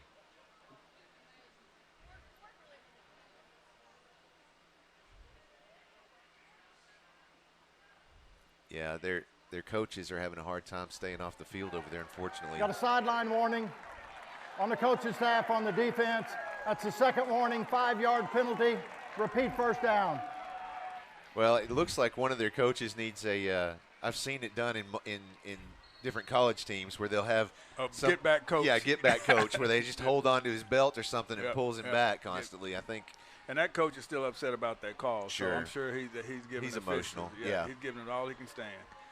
All right, Pfizer now has 3 on the right side, 3 to the right, 1 to the left. There's the pass. It's out there. I think that was Joe Hyman. Yep. Caught it at about the 30-yard line. He was pushed out of bounds immediately by Stone Blanton. About 2nd and 2 with 47 seconds left. Nice. This is a good position for the Bruins. Joe Hyman with the carry. He's across the 25, the 20, the 15, the 10, the 5, and he's in the end zone. Touchdown. Microwave offense right there. Just give it to Joe and let him work. Woo! Wow. Once again, think about the 2 turnovers with Madison right now and what it's led to. 14 points with turnovers. Right. Off them, I mean, it's like I said, it's not how you win it, it's how you lose it. That's right.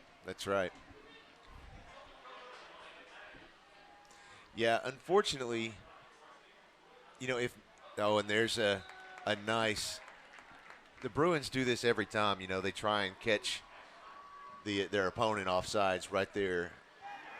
Dead ball, encroachment on the defense. So now they'll switch it out and go for 2. Exactly. Retry the PAT. Well, I know that when Coach Land, I've been there, get his team in at halftime and say, we can't play any worse. We can't protect and throw the ball. When we finally do, we score. We turn it over. They go score. What do you want us to do? Right. And then as a coach, you want to take care of those opportunities. And looks like, let's see, he's still working it. He made it. He made it in there. That was a hard 1 yard, though. I think that was Kenny Jordan with the carry. Let's see. That was a nice carry, though. Is that right? Was that 32, Kenny Jordan? Yes, it was. Yeah. Okay, good to go. That was a hard 2 yards. That was a hard 1.5, really. Yeah, half the distance from the 3, so that was a hard 1.5 yards. Goodness gracious, wow. Yeah, so the Bruins now with an 11-point lead, 40 seconds left. It was 32 with the stop. Is that what you're looking at, Popeye? Yeah. And of course, like we said earlier, we get the ball after halftime. I was trying to look it up.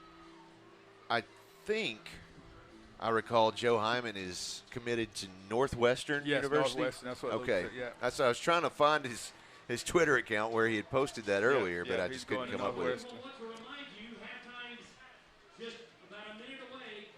We do have concessions behind the press box and also in the Hub Gymnasium. Yeah, I like that they did this tonight. They opened of course, they have a concession stand over here, but they also opened the concession stand inside the gym for the visiting fans. Right. So that's nice. They don't have to walk so far, and it decreases the crowd all in one place kind of thing, so that's good. Receiving that kick, that's Street Toller. We got a flag, too. Oh, wow. Yeah, we got a flag down there. Maybe a clip on them, but we kicked it deep to keep them. Let's go down to the field. Oh, they're still going to talk about it a little bit. Block in the back on the return team. Be half the distance to the goal. First down. Wow. Another costly penalty there. That's they're killing themselves.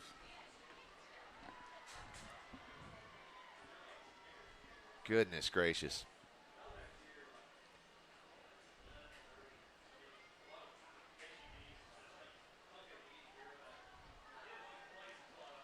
We're going to catch up. We've got lots of fan feedback to catch up on.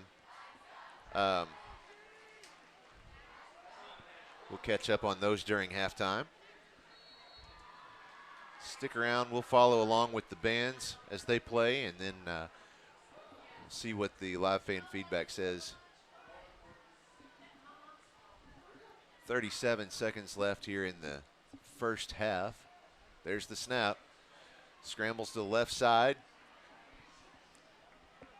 Holds keep them in bounds. It's a good rally tackle. I think that was Quincy Phillips with the carry. Yeah, it was. He picked up 8 yards on that one, so 2nd and 2 yards to go for the Patriots. Clock still counting down. 10 seconds left in this first half, and I think that might have been the last play we're going to see. Yep, he's trying to get it out. All right. Well, that's it for the first half of football from Pulaski Academy. PA Bruins lead this one 39-28. Stick around. We'll be right back with the Ackles Carpet One halftime show in just a minute. It's time for the Ackles Carpet One halftime show. At Ackles Carpet One, we make it beautiful. For less, visit them online at aclescarpet1.com.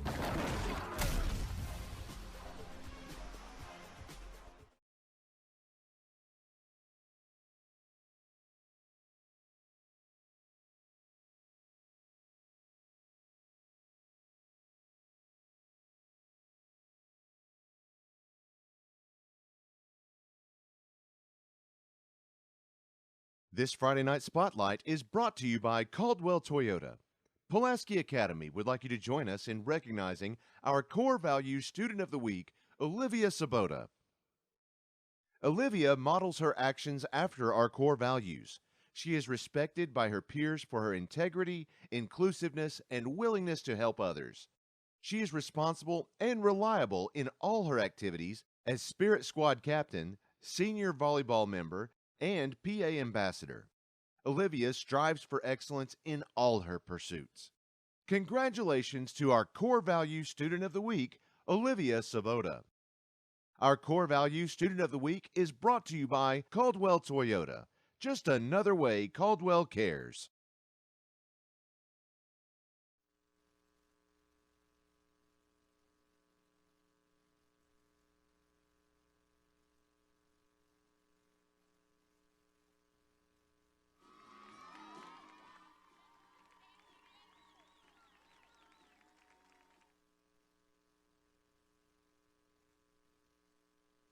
Welcome back. This is the Madison-Ridgeland Academy cheerleaders out there. We're going to go ahead and bring down the crowd volume all the way just so that – I'm still hearing something from somewhere. Is it coming off of the PA channel maybe? Okay. Maybe I'm just hearing it because it's in the stadium here and it's pretty loud. But, of course, we're going to do that just because we don't want to violate any copyright violations. We're going to follow along with them, though, so you can at least watch. Very skilled athletics out there. In the meantime, I'm going to go down some of the live fan feedback we've received during the first half. Let's see here.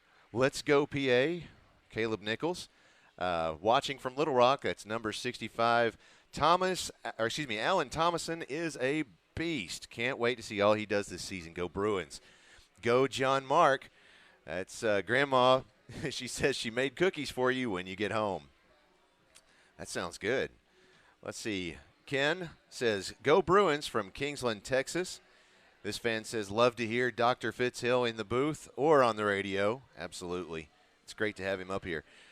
Go Bruins. We love our big cousin, Romello Bell, number 21. That's from Caden, Collie, and Kai. Julie Patty says, PA has done those kickoff shenanigans many years ago. Zach Terry and Cameron Merton say, go Bruins from Fayetteville. Watching the Patriots from West Mississippi. Good to have you along for the show. Thanks for watching. Great play by number 15. That's Dale Pino. Great job announcing the name. Well, let me be clear. I actually called them because we've known how to pronounce the name for a couple of years, but I even had somebody correct me during the off season. Said, "Oh, you're still not saying his name right." So I actually called his dad during the off season. I said, "Look, just clear this up for me once and for all. I want to hear it directly from you. Say your last name for me." And he just kind of laughed and he said, "Yeah, Pino, just like the wine." Okay, got it. So, yeah, it's no magic there. I just went straight to the source. Go PA all the way from Pennsylvania. Let's see. Show them what you got, Bruins. Nanny from KC is needing another win. Watching from Apple Valley, Minnesota. Let's get this thing rolling, Bruins. That's Uncle Dave. That's Joe Hyman's uncle. Good to have you with us, sir. If you see my son Finn going to the concession stand, make sure he gets something without sugar. Hashtag Go Bruins. That is Nick Bradley Hole, everybody's favorite Brit. Good to have you with us. Go number 10, Will Hawkins, watching from the White River in Mountain View. Aunt Courtney and Uncle Doug. Kenny Jordan, bring the Bruins to your hometown for a victory against Lipscomb. Your family is waiting. Can't wait. Going there next weekend. We'll see Lipscomb Academy in Nashville next Friday night. Let's see here. Go Bruins, Jalen's mom and newborn sister cheering from home. Good job, son. Fantastic. Love to hear about the families keeping in touch with their Bruins. Let's see. Love the American flags on the helmets. Go Bruins. Have another fan say, yes, go wrestling. Mike Davis is the greatest get-back coach PA has ever had. I'm a PA fan, but I think the play on their quarterback should have been blown dead before the turnover.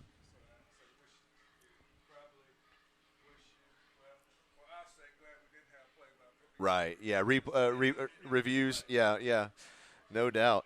Let's see, Roger and Jenny Cole says, we here.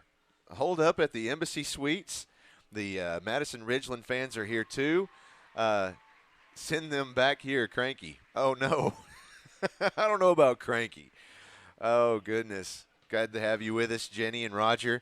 Thank you for, of course, they are our presenting sponsor. That's Crown Trophy. I'm going to take a moment to make sure we thank Crown Trophy. Of course, you know that Crown Trophy of Little Rock has every type of award to recognize athletes, students, and even co-workers. But more than that, Crown Trophy can customize drinkware, badges, and even rings. Whether you have people working for you or working hard on your team, show them your appreciation by recognizing them with something special from Crown Trophy of Little Rock. Visit them online at crowntrophy.com.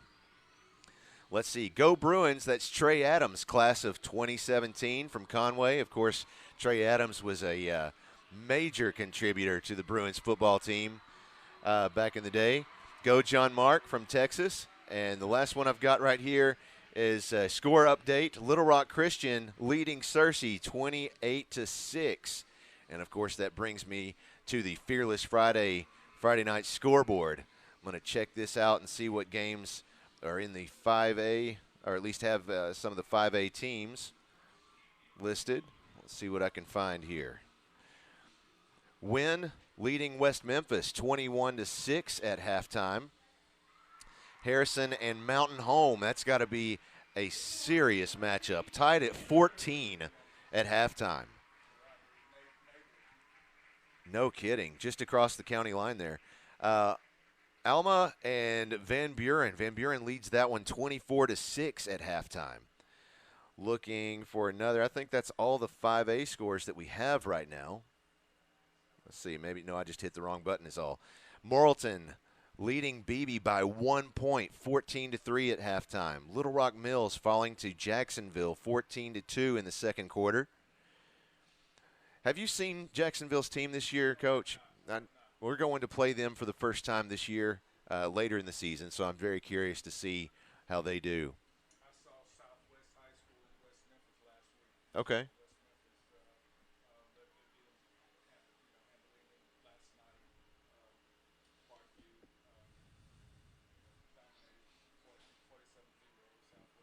Well, and that's to be expected, but it's been a powerhouse for years. So let's see who else I've got here. Scroll on down the list. Little Rock Christian, as we just mentioned, leading Searcy 28-6 at halftime. Let's see what else I can find here.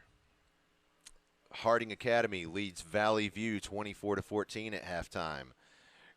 Vilonia leading Greene County Tech 35-10 at halftime. Which one is? I'm sorry. Okay. To Hot Springs, pretty good. 48. Is that 48-7? 43-7. Almost at halftime there in the second quarter. As soon as the band gets set up, you're watching them set up down there on the field. As soon as they do, we're going to go to them down on the field so you can listen to them as well. Well, you know, if you're looking at halftime adjustments and for both coaches, if you're Coach Lucas, you're sitting here thinking, okay, guys, you know, what are some things that we can do or you know, that let them actually be in the game? Is that, number one, we gave up 2 big plays and that were microwave touchdowns that you don't want to be able to give up those plays so quickly like that. And so if you saw, hey, I think they made the adjustments. He went back and told his coach, we're going to play zone, you know, and so they backed off. We're going to rally up. We're going to hope we got a tackle, though, you know. And but then on the flip side of that, Madison-Ridgeland realized that, okay, our quarterback, we're not protecting our quarterback as well, but on the perimeter, we are making plays by throwing the bubble screens out there in the slant route. Right now, if I'm Coach Lucas and I'm sitting in there with my defense coordinator, I'm asking him, so, okay, there's down and distance situation. We got to be able to tackle on the bubble, and we can't not let them have the slant play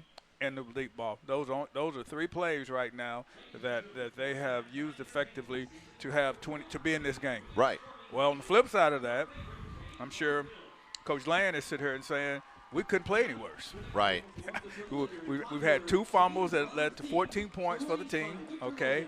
I bet you they have nearly 100 yards in penalties. I don't doubt it. You know, so he's going to be saying, get a stop.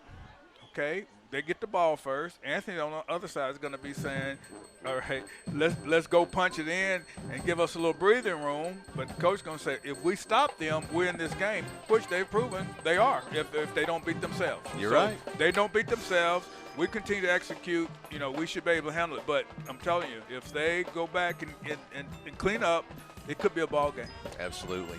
Let's take it down to the field and join the band down there already playing. Let's go.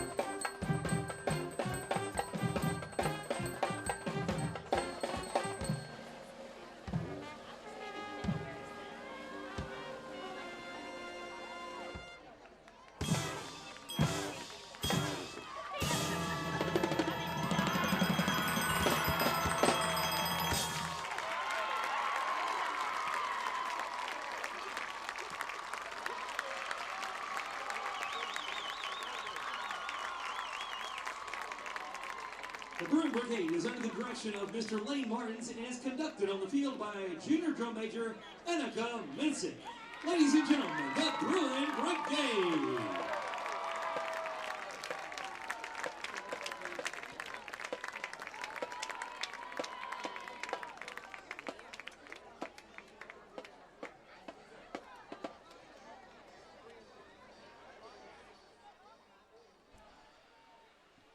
All right, we're back. And before we go any further, I do want to acknowledge a good friend of ours who passed away just a few days ago. You know, member of the PA community and just loved by everyone. Johnny Wise, he's been sick for quite a while and just couldn't take it. His body just gave up, and so it was. I guess it was just a couple of days, just 2 or 3 days ago, and I just found out about it last night, and it was just something. His son, I remember, he and his wife would always come up here, help out in the press box. Tiffany was always great up here, and watching their son Wesley Wise play on the football field, it was always fun. But you know, he was always a guy that was super friendly, and fit in any environment. Yes. And everybody who ever met him just loved him because he always had a smile on his face, and you know, quick-witted, always with a joke or something to laugh, and so you know, that kind of attitude's always contagious, and so it's life is precious. It is. So thank you for all the messages here. We're trying to get through to them. Again, want to welcome you to the Ackles Carpet One halftime show. At Ackles Carpet One, we make it beautiful for less. That's AcklesCarpet1.com.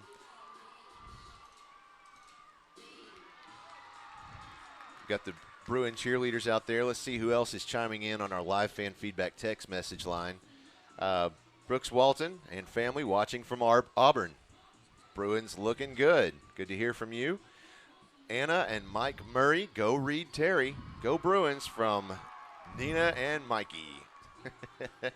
And Hatim Smooney, he says, go Lori Ifra, PA graduate from 2001 who is watching here from Houston. And he says, you're doing a great job, Josh. That's thank you, Hatim. And I already placed the check in your mail slot like we discussed. So. Well, it's good that you have the following like that throughout the PA alums and people staying in touch and staying engaged, and it's good that you know that they can interact with you. I love it. It's great to hear from folks. You know, we hear from not just our alums, but parents, friends of the school, and you know, obviously, like I said earlier, you know, we have these various rivalries. You know, Little Rock Christian and CAC, depending on the sport. Right. You know, and the thing to remember is that all of these kids know kids that go to these other schools. They're all friends. Yep. You know, Robinson High School, not just you know, a stone's throw away. So they go to camp together. They do sports together. And hang out together. Yeah, after, they hang out at the restaurant. That's right. After the game. Yeah. And, you know, but that makes it special. It does. And you know, you know, I had 2 of my daughters graduated from here, and so I mean, doing that, and then my son went to Little Rock Christian, and so you know, having you know, you got that split. Yeah, and the really deal, you know, as he started here in kindergarten, and but what's so interesting, because all 3 of them were here, was that he played baseball all during the summer. Oh, look at this, Coach. But this is what I'm talking about right here. Yeah. The 2 cheerleading teams out there dancing together. Yep, absolutely. Between the Bruins and the Patriots. Yep, that's what you want. That's great. That's what I'm talking about. Yep. That's what I mean. That's the spirit. Yes. That's the spirit of competition. You can come out here and you can compete against each other and still be friendly, and it's just fun. It's a good time. Love it. Love it. Yeah, that's the same attitude right there. That scene kind of embodies the attitude that I've seen from both school bodies, as far as you know, the student bodies and the coaching staffs. Now I understand coaches are going to get excited, they're going to get emotional in the moment, but you watch, they're going to come out here, they're going to chit chat after the game, they're going to talk to each other, shake a hand. that's just how they are with each other. So Well, what football does better than any other sport, it builds community. that's right. And what you're saying, people, just think they couldn't connect if the technology didn't allow for them to do that. And so, it's a virtual connection here. I love it. And back to building communities. I mean, Friday Night Lights are so special in building communities. And if you had, when I was coaching all the time, in recruiting, I used to say you never get 70,000 people to a chemistry lecture. Right.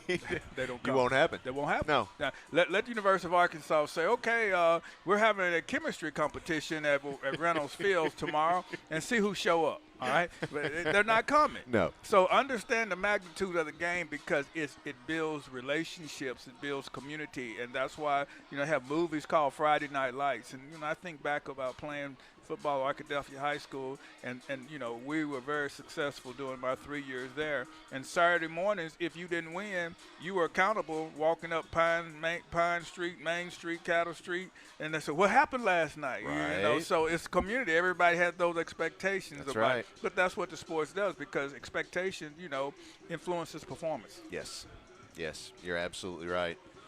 Let's see. Go Bruins. Alan Thomason, number 65, watching from Texarkana, Texas.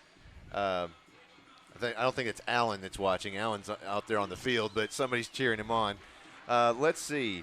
Coach is doing a good job tonight, and he says, what happened to the color commentator you had last year?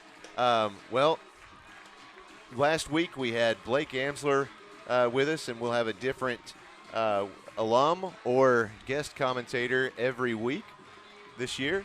And I know that Blake will join me for another 2 games at least later this season, but we've got several others lined up.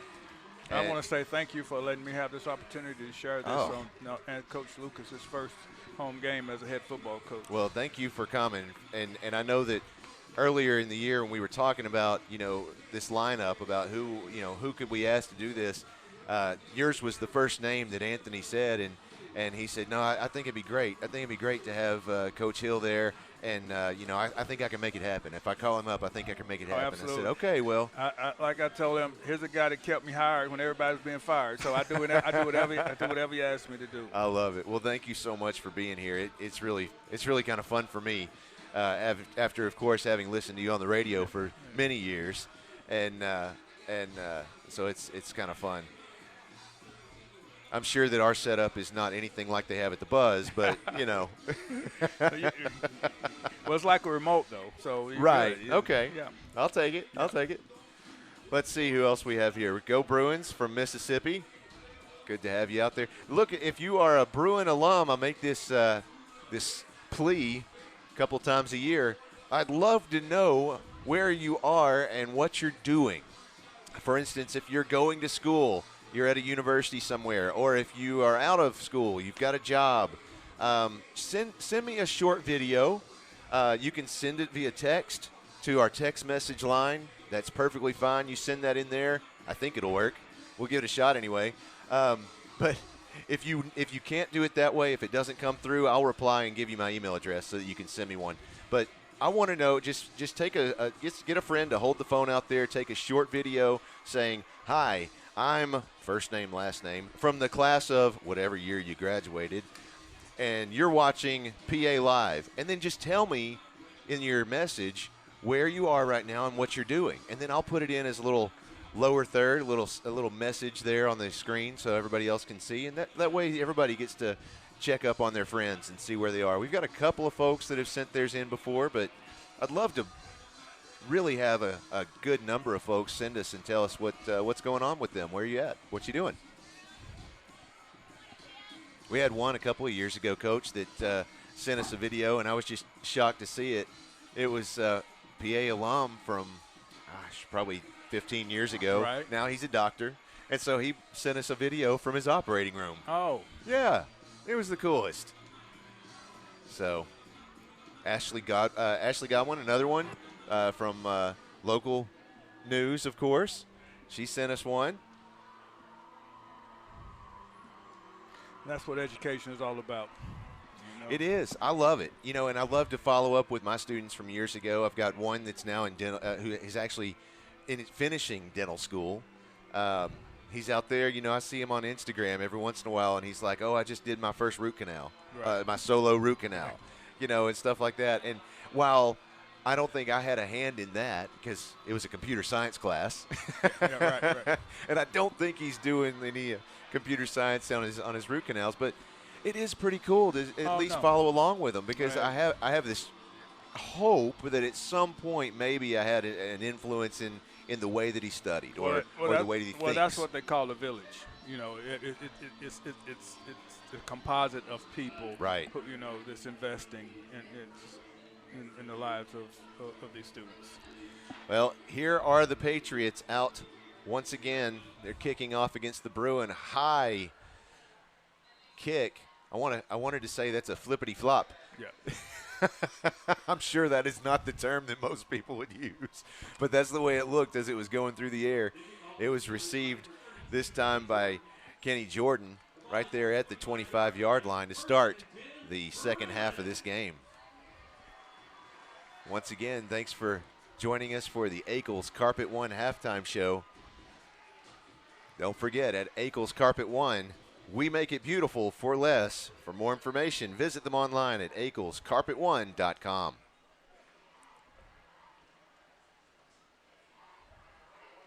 Pfizer in the shotgun. He has two receivers on the left, two to the right. Man in motion. He's rolling out across the line, and he's going to be hit out of bounds when there's no flag. The side judge says no, he was in bounds when he was hit, but that was right in front. Very close. Right in front of Coach Lucas. Yeah. Very close. Woo. You normally think you get that on your sideline. Yeah. But he was there, so he didn't see it. Positive yards, second and 8. Two receivers on either end of the field. Joe Hyman set up just to Pfizer's left side. There's the snap, looking to pass. A quick, that was a weak shovel pass. It was intended for Joe, but it was deflected there. That was almost like it was an afterthought. Yeah, I like the call, though. I mean, because I've been looking at the middle as it's really vacant. That's why I keep saying the couple times he's run on the draw plays, it's been wide open more so than the sprint out. Twins stacked on the left, two receivers on the right. In and out of the hands of Jalen McKinney that time. He had no defenders around him at the moment, and he's kind of hopping back to the line of scrimmage. I think he tweaked his ankle a little bit. You worry about these kind of starts coming out right there. You got two drops back to back. You got a little limp. We need to make a play here on fourth down. Change of formation here. You've got Joe Hyman on the far left side. And okay, now he's in motion. That makes more sense. Quick play action to Hyman. Now he rolls out to the right side. Lots of room. He's going to tuck it and run. He's going to pick up the first down and a little bit more. There you go. Just kind of tiptoeing down the sideline. Stepped out of bounds finally at the Bruins' 49-yard line. That picks up. Great decision. Was. Absolutely right. Great decision. And he's fleet of foot. I mean, he can run. That's another Holloman and Associates first down for the Bruins. This time, Pfizer has Twins stacked on the right side. Two receivers spread out on the left. There's the snap. Handoff goes to Hyman. He runs it to the left side of the field, across the hash mark, across the 50, the 45. He's still on his feet, trying to strip the ball, but he makes his way to about the 44, I believe. We'll see where they place it. About that. Yeah, one of the defenders was kind of going for the helmet there. It made me nervous, but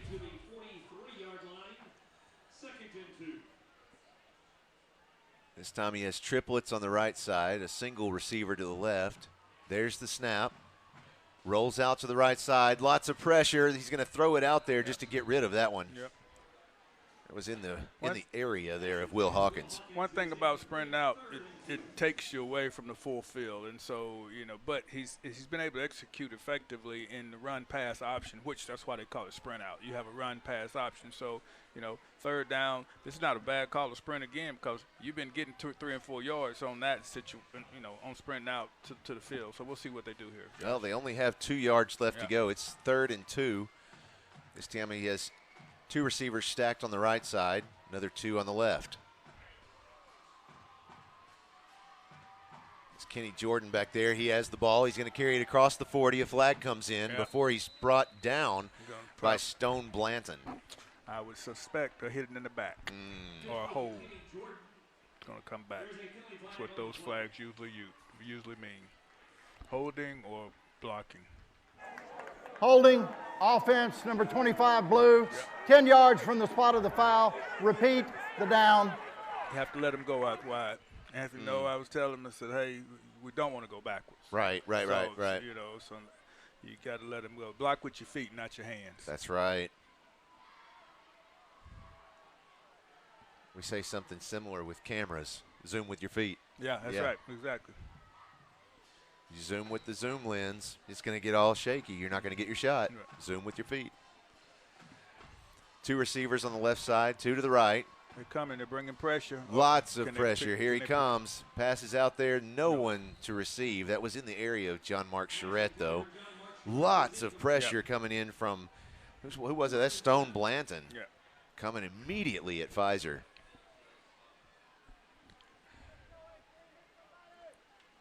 What's happened here, Coach? Why is this different now? What are the Patriots doing different so that they're really rushing Pfizer? Well, they're bringing pressure from the hash, but you got to feel that's why he scored. Got the first down a while ago. But the covering receiver is pretty good. You know, that's why nobody's open. That's why he's been able to run the ball effectively on the sprint out. And I like the call because it's very effective. Here's 4th down. He has the snap, passes out there, and he has it. That's number 5. There you go. That's Jalen McKinney picks up the first down. Wow. Big time throw and catch. Woo. Greatly executed play on the glance route. Needed that new momentum, new set of downs. Let's get the ball in the end zone. We've got Will Hawkins and Zach Biagioni on the right side of the field. 2 other receivers on the left side looking back for the play from Coach Thrash. Pfizer set up in the shotgun. He has Joe Hyman on his left side. There's the snap. Looking downfield. He has a man down there. Let's see. That was intended for Charlie Barker. Yep. I don't understand why that wasn't a pass interference call. The ball was kind of underthrown. Okay. It was uncatchable. Okay. Because it hit him in the back. So the ball, it was just, had the ball been thrown out more, you probably would have got the call, but the ball was underthrown. We'll try it again. 2nd down. 2 receivers on either end. There's the snap. Lots of pressure. A flag comes in, and he's going to spike the ball. Yep. Got hold of it.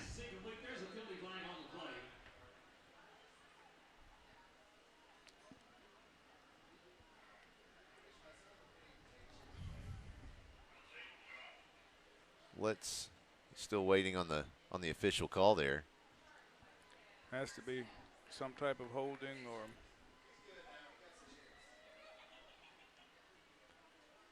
No, maybe on defense. I think they're deciding whether they're still trying to figure out whether they want a Taco Bell or the Waffle House. I'm telling you, Coach. Oh, they met Sonic. Right. They're marching the ball backwards. Holding. Offense number 66. 10-yard penalty from the spot of the foul. Repeat the down. We're going backwards now. Wait. We're going backwards now.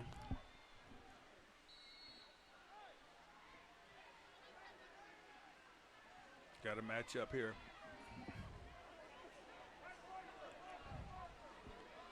Still looking to the sidelines for the play. You got a matchup down here, number 5 on number 30.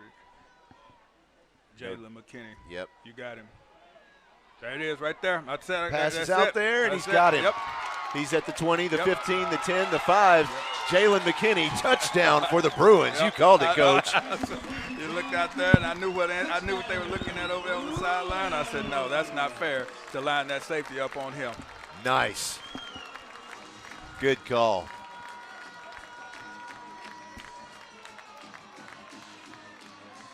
Good job. He was Coach Luke was over there licking his chops.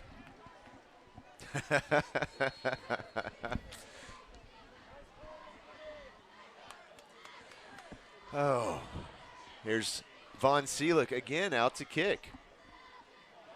It's an interesting decision. I'm not sure. The point after kick is good, making the score Bruins 45. You bring up a good point, though, about it being physical. And 46. Bruins 46. That goal line is very physical. Right. You know, everything is compact and balanced, so, you know. They could just be weighing out the options there. Well, let's take this moment to recognize another one of our fantastic sponsors. A new sponsor for this year is Central Arkansas Mahindra. The Central Arkansas Mahindra can provide you with the latest and best in outdoor power products to make your outdoor living more enjoyable. Combine this wide array of selections with their friendly and knowledgeable staff, and we're convinced they will become your only stop for all your outdoor power needs. They're happy to help you find either the perfect outdoor power equipment, service, or the parts you've been looking for. Check out our inventory of Mahindra, Ferris, and Husqvarna equipment. If you need help in making your selection, call or stop in. They're always ready to help. Visit them online at centralarkansasmahindra.com. Von Seelig again with the onside kick. It's going to roll out of bounds at the 48-yard line. He wants that one back. I know he spends hours every day practicing those onside kicks. He said earlier in the season he has. Kick went out of bounds without being touched. We'll tack on 5 yards from where it went out of bounds. First down. There we go. That's that 5 yards I was thinking about earlier. Turn off. There you go, ref. I was afraid he was going to leave it on. Oh, yeah, he was telling me he has about 12 different onside kicks that he practices, but there's about 3 or 4 that he prefers. Right. Little shift there, the defensive line. Play action on the offensive side of the ball. Pass is complete. That's what you want to do. Let them make them, give them the hard, use the clock. Don't give them any big plays. Rally up and tackle. Second down, play the next play. That was Davis Dalton with the reception, and he was dropped immediately by Josh Cady, another one of our Bruin wrestlers. He's a multiple-time state champion, competed at the national tournament in Fargo this year, just a few months ago. Just, what was that, 2 months ago? Another completed pass. This one goes to Street Toller. I think that was Bo Miller on the stop. 42, excuse me. That was Preston Spann. And Joe Osment was in the mix there as well. The Patriots coach out there on the field. Oh, yeah. He's going to get another sideline warning in a second, isn't he? He's got to be careful. Bruins giving them lots of pressure already. There's the pass. It's out there, and it's received. That's Street Toller once again with the reception. This time he is stopped by Bo Miller. But that's okay right here. You know, 46-28, don't give them anything big. Make them execute the offense all the way down the field. Bring them. Eventually, you're going to start bringing more pressure as you get to the red zone because the field is shortened, and then you can get there quicker. Don't have to worry about covering deep parts on the back of the end zone. There's the snap to John White. Got him. He's looking. Should have had him. Yeah, he bounced off a couple of them. He ended up passing that one, and it's caught by, almost said Mason Schick. No, that's Davis Dalton, the other number 11. He's like a ping pong ball back here. I mean, we had him dead to right. Yes, you're right. He just got real lucky right there. Didn't tackle. So first and goal for MRA. There's the quick shovel pass to, let's see, that's J.J. Latham once again. He's short of the goal line. Looks like 2nd and 1. He's just knocking on the door.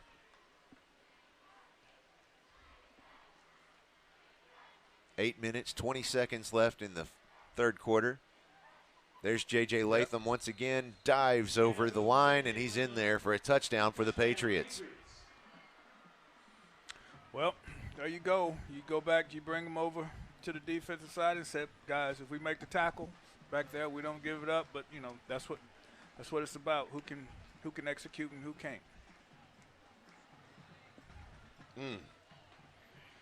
We still got us a game here, guys. We do. I'm telling you. And We got us a ball game. Coach Lucas was telling me earlier this week he was nervous about this one, and rightfully so. This is a good team, well matched for PA.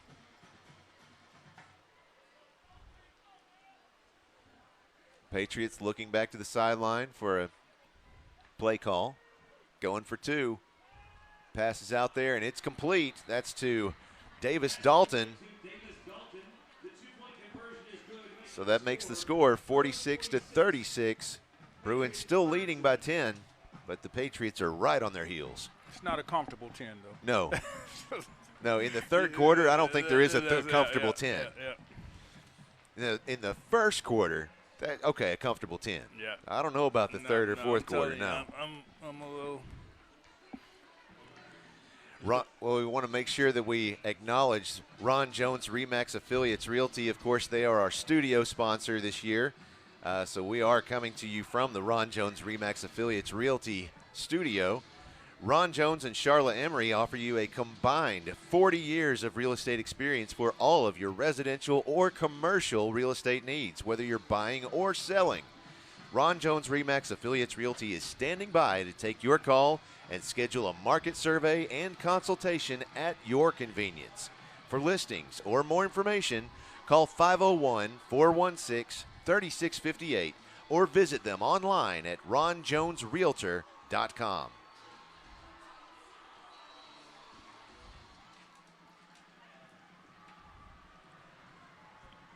Once again, here is Layden McGee with the kick. Received by the Bruins immediately, and they take a knee. That was Kenny Jordan who received it.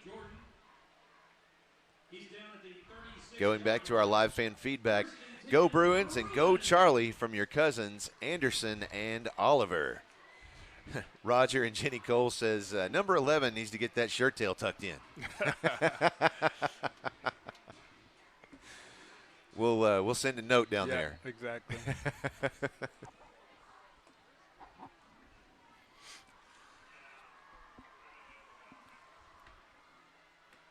Big drive right here, Joshua. No kidding. He's set up in the gun. He has 2 receivers on the left and the right. Excuse me, 3 on the left. No, that was the wrong receiver. No, he had John Mark Charette over here wide open, and instead it goes. Well, they're playing a flat coverage there, and they're throwing it into the coverage. Yeah. You got to be able to read the cornerback right there. That could have been. That could have been bad. Could have been really bad. Real bad. Try that one again.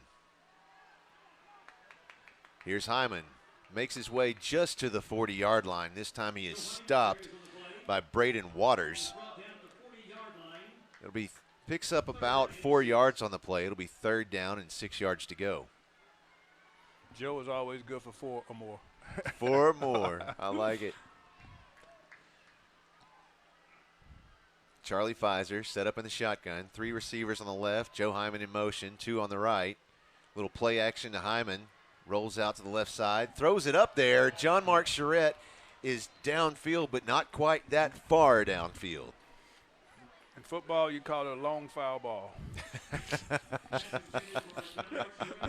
A long foul ball. That's what that was. Okay.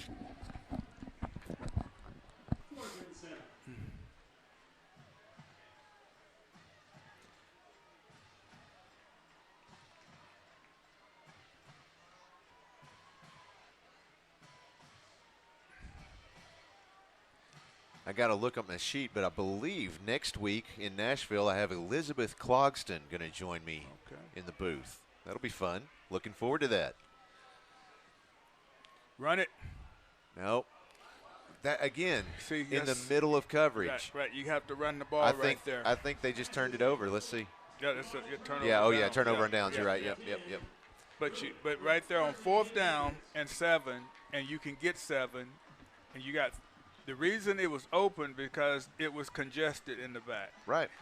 So move the chains, Worry about the rest later. Make a 1st down and get there. You can't force it in there, particularly in these times right here that's going to get interception or turnover. So at least you turn it over, downs. Yep. Rather than giving a something about turning the ball over changes momentum. So, yes. hey, so they stopped you. Let's make a play here. If not, if they score here, we could have problems. Here's John White. He's going to hand it off immediately to Quincy Phillips, and he is wrapped up quickly. That's Joe Osmond again. Big Joe O. Joe O. Way the ball, bro. That's where they run to the ball. I think for years everybody's just called him JoJo. JoJo? Yep. All right.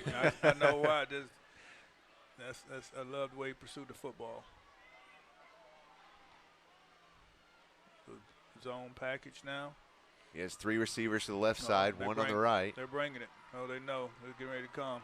They're going to change it up a little bit. Yep. Changing the play. All right, now we're playing zone coverage. Good job. They're playing a little cat and mouse game. There's the snap to John White, looking to the left side. Oh, and he is wrapped up right there. JoJo. That's JoJo. JoJo. JoJo. Woo! He's having a game. Yep. He's happy out there. Yep. He ran into the ball. He's like a little heat-seeking missile out there because he delayed the blitz, and then once he came, whew, boy, he was just like Top Gun going after. It reminds me. I can't remember that football movie. He's sitting there. The train's coming. The train's coming. Oh, he's running out of the pocket now. Lots of pressure. He's going to trip himself up. Right. I don't even think that was a slide. I think that was an accident.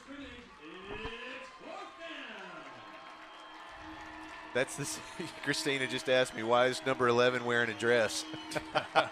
That's the same thing that Jenny Osmond Jenny Cole just asked as well. He's not worried. He's not. Look, he's just playing football right now. He's not out there worrying about how he looked. I can guarantee you that. If they don't make him put it in. There's the snap. Lots of pressure. He's just going to throw it out there. He's got a man downfield, and he caught it. Oh, my goodness, and a shoestring tackle right at the end at the 10-yard line. Wow, that was received by Davis Dalton in clutch fashion. Yeah, I tell you, you have 4th and how long was it? It was about 16, 16, 18. You know the percentages of making 4th and 16 are not very good, and that's critical. That's a critical play. There's the snap. He's looking. Lots of pressure. Misses one tackle. He doesn't miss the second. Oh, excuse me. Was he still on his feet, or did the ball come out? No. Wow.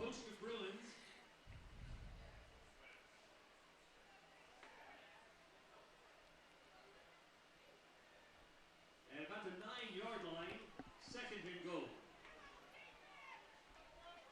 We had Coach Kelly watching the game last week. I don't know if he's watching tonight. No, he's probably getting ready to play tomorrow, isn't he? I imagine so. Well, I'm sure he might tweak it. Coming in fast. Let's see.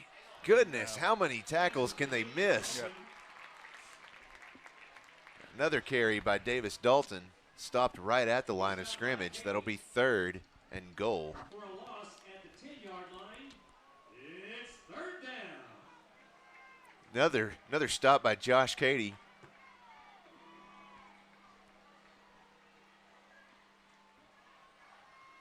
I had to add his last name to our pronunciation chart this week after I heard a broadcaster call him Caddy last week. There's the snap, looking to the right side, lots of pressure, and that one is going to hit the ground before it reaches the receiver. Now the heat's on. Big 4th play. and 10. Big play.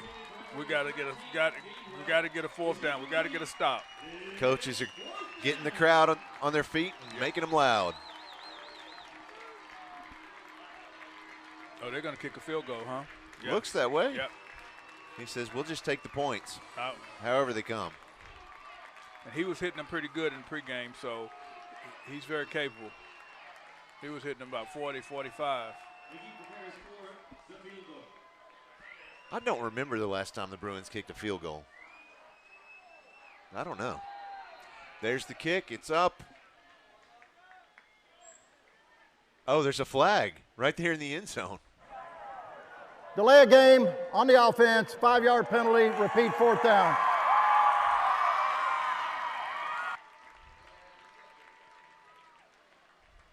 That was curious.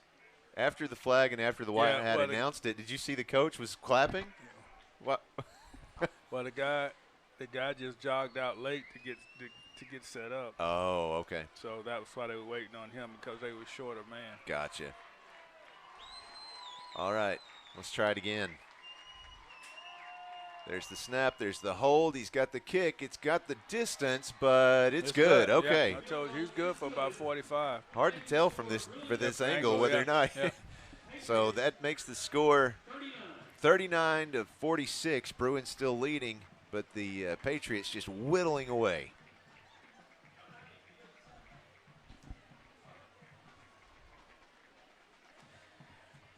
Another one of our new sponsors this year is Rise Counseling and Diagnostics. Rise Counseling and Diagnostics offers psychological and behavioral health services to children, teens, and families. They test for learning disabilities, ADHD, and autism spectrum disorder. Rise also offers outpatient, community-based group, family, and individual counseling and therapy services. The Rise treatment team provides comprehensive services to clients and their families and ensures they are receiving the support needed to succeed. For more information, visit their website at riseforfamilies.com.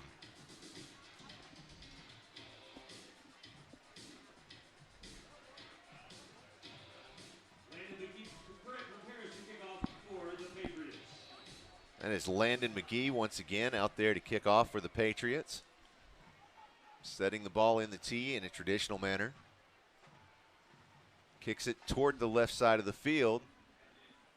Better get it. That's Kenny Jordan who received it. That is an interesting kick. He sticks with it, though. Well, it's a void that they're trying to get, because, you know, if you get the ball on the 20 every time, you take that as a coach. So if we don't have anybody over there, they sky kick it over there. If it goes out of bounds, then, you know, they'll bring it out to a 10-yard. Right.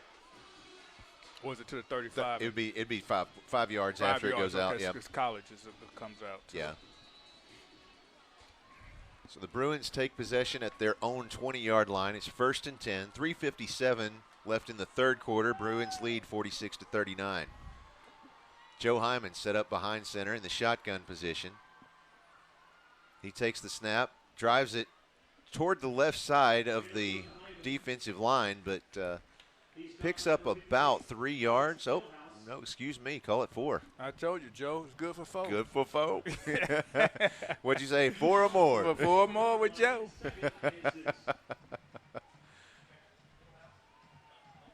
Pfizer comes back behind center in the shotgun. He has 2 receivers left and 2 to the right. There's the snap, looking to the left side, passes out there. Nice. That's complete to Jalen McKinney. He makes his way down to about the 44-yard line before he's tripped up. Look like he's cramping. Yeah, he is. He's cramping right there. Looks like in his shin.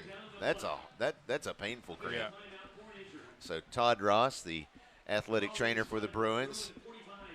Nice route, a little pivot route on the slant and pivot. They're biting on that inside and they reversed out. Big time play. It's a good route, good throw, good catch. First down. Well, let's take a short break with them as they see to him on the field. We'll be right back with more Bruin football on PA Live.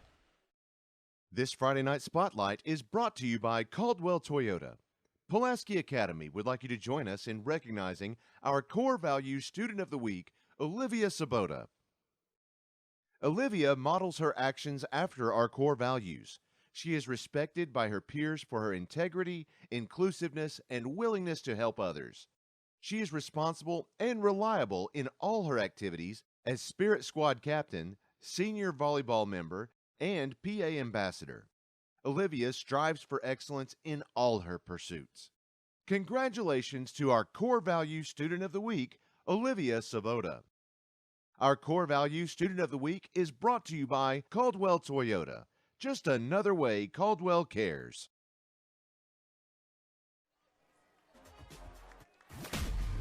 Welcome back to the Ron Jones RE/MAX Affiliates Realty Studio. Let's get back to the show.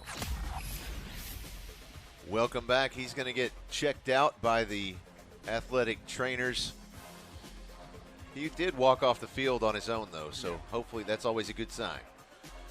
This time Pfizer set up in the shotgun. He has 4 receivers on the left. Now Joe Hyman in motion. He has 1 other receiver on the right side. There's the snap, looking to pass to the right side. It's out there. Joe Hyman has it at the 40, at the 35, the 30, the 25, the 20, the 15, the 10, the 5. Touchdown, Joe Hyman for the Bruins. He pivoted the other way this time. So in the last, so they ran the same route. It's just a little twist to it, and he stuck it, kick it. Nice. Big time play. Makes me feel a little bit better. I can give a little breathing room now. That's right. We got what we call, Coach, you got some oxygen. Now the Bruins have an easier breathe. Is 50. So they're going for 2 now, though. 52 to 39. Rather than kick it.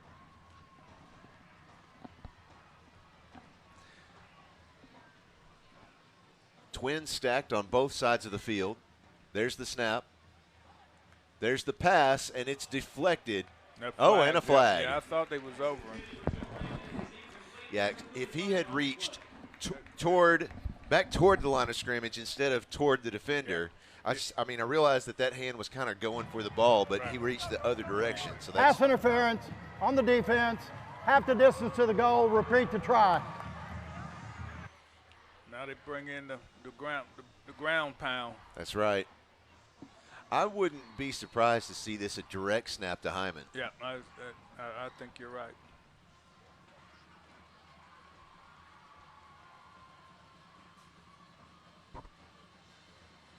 Yeah, hopefully not over his head again, though. There's the snap to Pfizer. He's going to pass it. No, it is incomplete. They dropped. Just kind of went in and out of the hands of Charlie Barker. So the score, there was stay right there. Bruins leading this one 52 to 39. Just under 3 minutes left in the third quarter. So we're just going to keep it right here for a moment.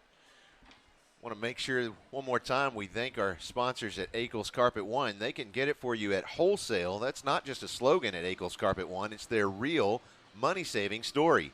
You can get the lowest prices on carpets, floors, and real wood cabinets. They have nationwide buying power, low overhead, and local ownership that make all of this possible. Now, don't shop at the home centers or online when you can shop local and get the best wholesale prices.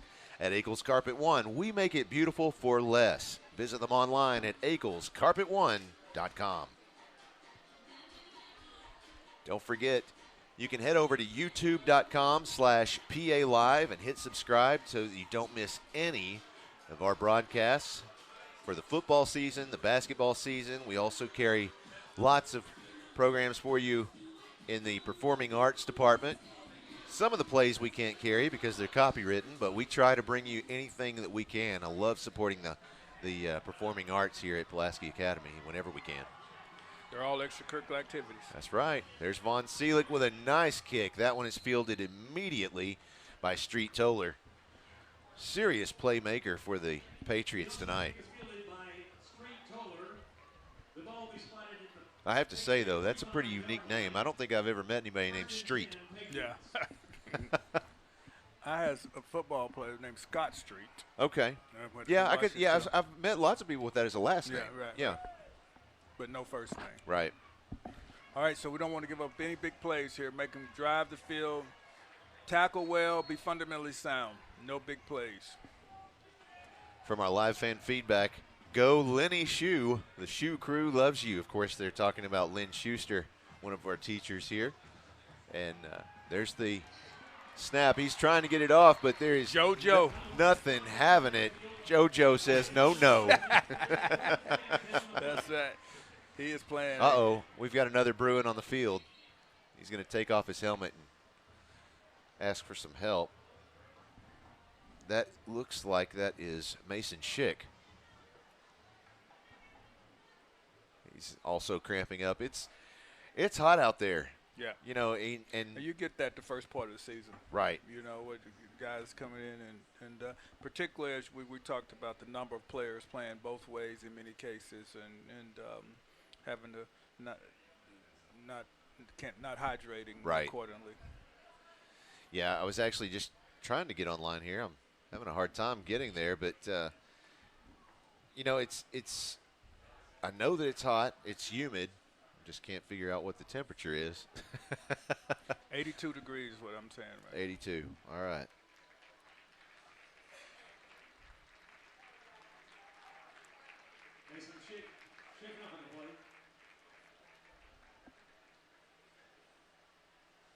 Still looking for a sideline reporter. If any Bruins are out there interested in broadcast media or theater, basically the only requirement is that you're not shy. or that you can get over it. So if you're interested, you have questions about it, maybe you just want to ask a little bit about it, reach out to me. You can send a message to our live fan feedback, and I'll get back to you later.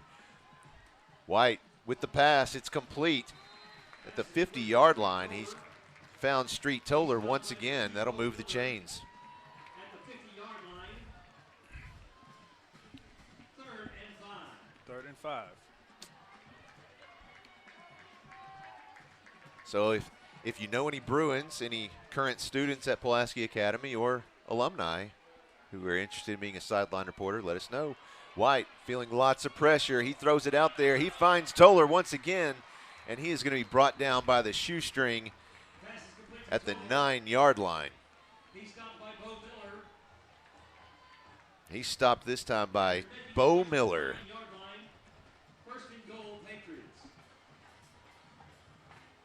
2 minutes, 1 second, 2 minutes and counting left in the third quarter. Now the Patriots inside the red zone. John White. Oh, and there's a flag prior to the snap. A little fatigue setting in. Dead ball, encroachment, defense number 42, 5-yard penalty, repeat first down.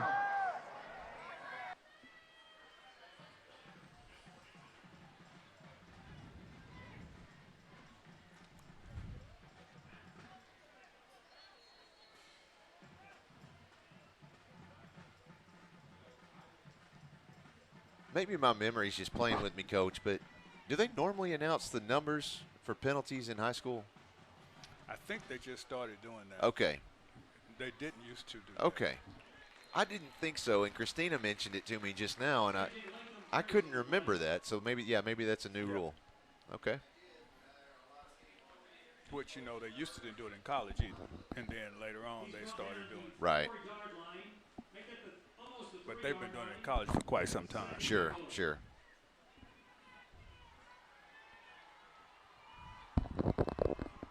Here comes John White once again looking for a friend. Oh, almost. It'd been 99 the other way. Oh, almost. That was Josh Cady trying to pick up his 2nd interception of the year, but just short. He played it right. Yes, he did. So 3rd down, 4 yards to go until they hit that goal line.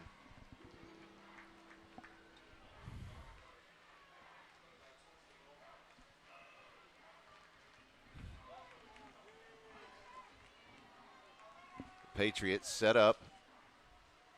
They have 2 receivers on either end. There's the snap. Lots of pressure, and he's going to go down right there at the line of scrimmage. He might actually lose. Yeah, it looks like he's going to lose about 2 yards. So now the Bruin fans are on their feet, making a lot of noise.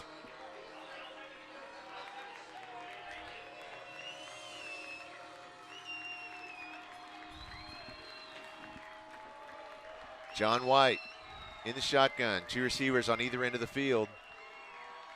He has Quincy Phillips with him in the tailback position. Bruins making a lot of noise. There's the snap, looking to pass. The pass is out there, and it's a little deep. Not going to happen. Big slam. Great stand, goal line stand. That was like a basketball shot the way he threw that. It was a fade, and defended it well. 15 seconds left in the third quarter. That last play was defended once again by Bo Miller. He's really making a name for himself here in the second half. Yep, Bo and JoJo. That's right. It's the Bo and Joe show.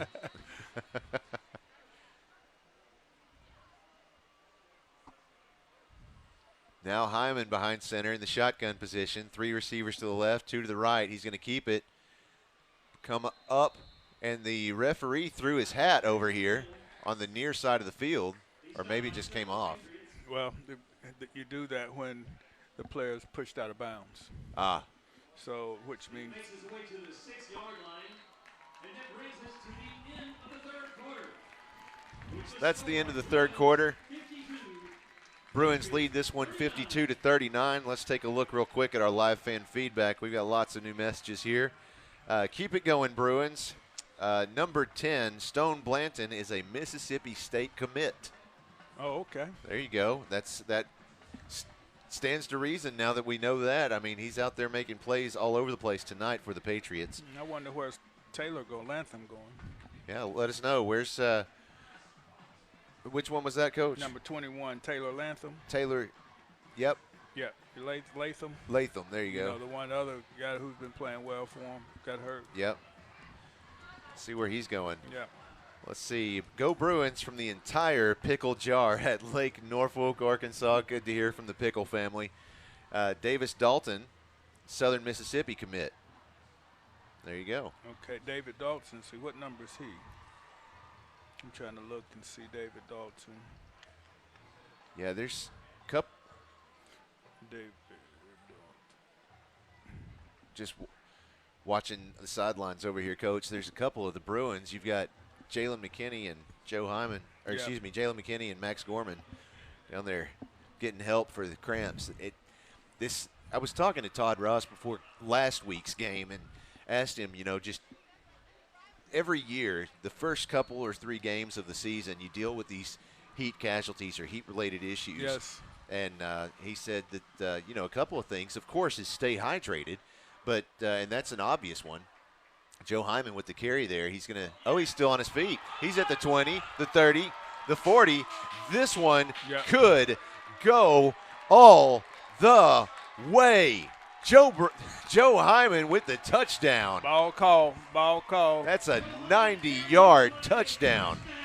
Ball call, Joe. Hyman, all president accounted for. Christina said he had to run out that cramp. Special player. Wow. No kidding. I don't know how he got out of that. Northwestern is getting a special player. Yes, they are. He's going to impact the Big Ten now. Now he's going to come off and grab some water. Yep. Juice him up. Give him some juice. Tell him he deserves it. Going for 2 here. There's the snap. He rolls out to the right side looking for a receiver, and he found one. He's in there. That's John Mark Charette picking up the 2-point conversion. Bruins now leading 60-39. Woo! Good oxygen now. Good oxygen. Good breathing room. That feels much better. Much better. Let's see here. Our live fan feedback. Go Bruins. Cheering on my wrestling friends. Pearson Snyder here. Get a stop, defense. Shout out PA alumni Ayana Gray. Her published book, Beast of Prey, is released this month. We were hearing about that in the newsletter from the library. Go Bruins from Ontario, Canada. Go Bruins from Arkansas. And William Sabota is watching. Go Joe Hyman. Baller.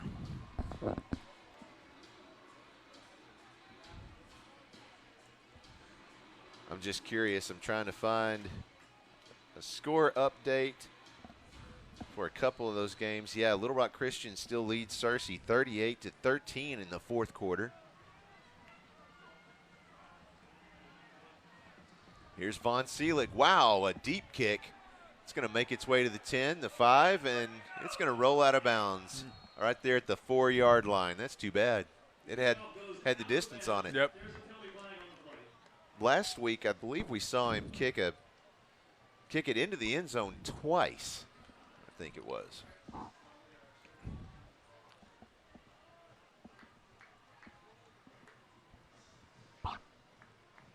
Per usual, the Patriots huddle up near their sideline. The kickoff went out of bounds before being touched. The ball will be placed at the 35-yard line, first down. Oh. So it did come out as 35. Okay. Yep, that's what you thought earlier. Yeah, You're right.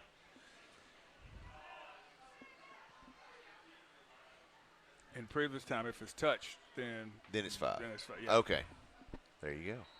I think. I've been out the game a minute.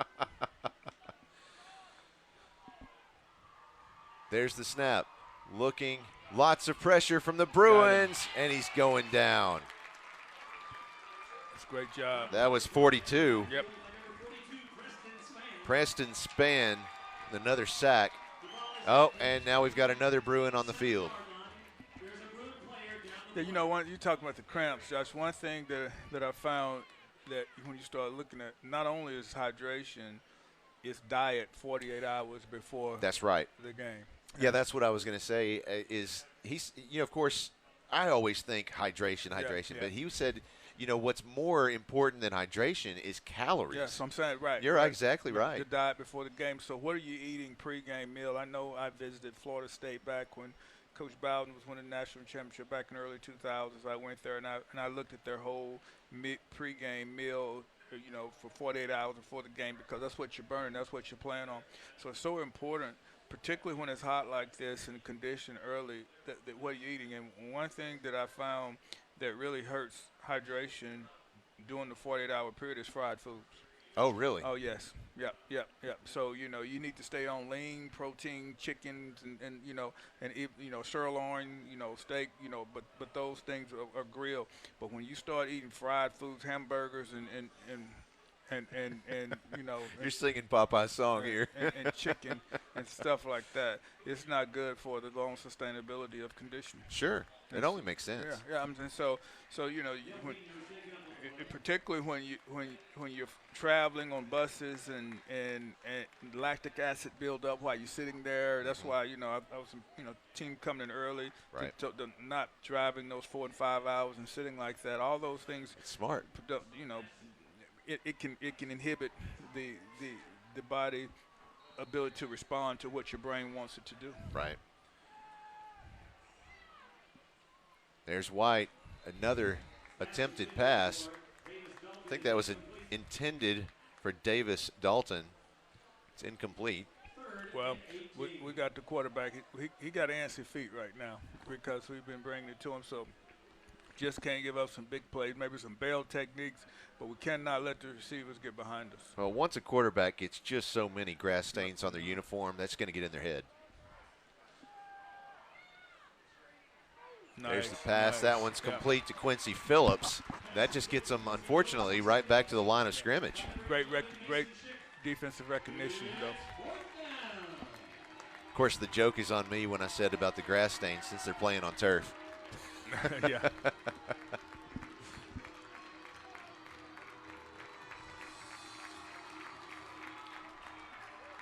10 minutes, 44 seconds left in the game. Bruins leading this one 60-39. Joining me tonight is Coach Fitz Hill. See, I got it right finally. There you go. Appreciate you. Good job. You upgraded. Yep. Now they're going to punt. It's a pretty high punt. Goodness. Wow, that one's going to roll in for a touchback. What was that, a 60-yard? I mean, 80. 80 yard. Oh, yeah, that's almost. Goodness. I mean, with a leg like that, maybe he should have tried for a field goal from that distance. Yep. He'll skew his punting stats for the rest of the year. Right?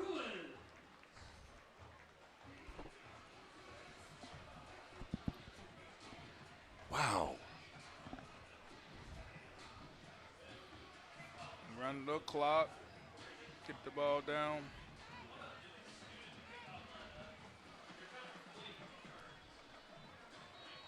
It would be fun to have a kickoff between him and our kicker from 2 years ago, Savannah Goodwin. Yeah. She could kick some deep balls.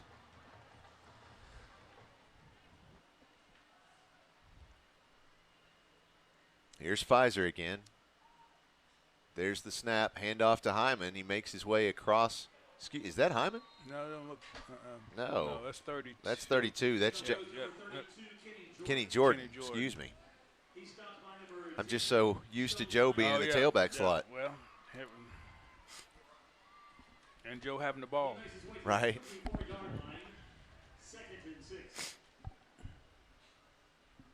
Still a gain of 4 yards for the Bruins. Second down, 6 yards to go. 9 minutes, 41 seconds left in the game. We need a good methodical drive here. Got a 21-point lead. There's the snap. Rolls to the right side, looking to pass. He's going to tuck it. Stay in bounds. Yep, I think he still gained about 4 yards. Let's see what happens here. If it is at the 30, that should be a first down. No, it's 29. Okay, so 3rd and 1. There's the snap. Defense wasn't even ready for that one, but not all of them were anyway. There were a couple. So Kenny Jordan carries it far enough for the Holloman and Associates first down. He was stopped by DJ Gainwell.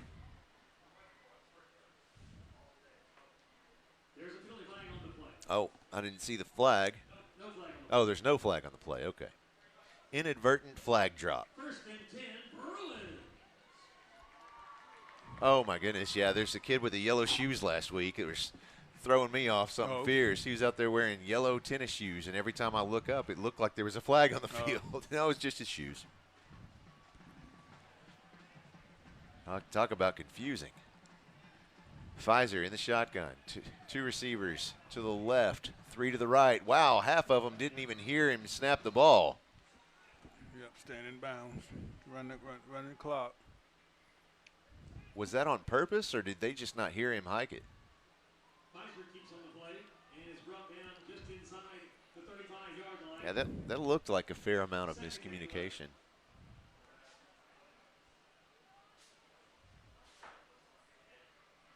This time Pfizer has 3 receivers on the left side, or on the right, excuse me, 2 on the left. There's the snap. Looking downfield, lots of pressure. There's the pass, and there's no one out there.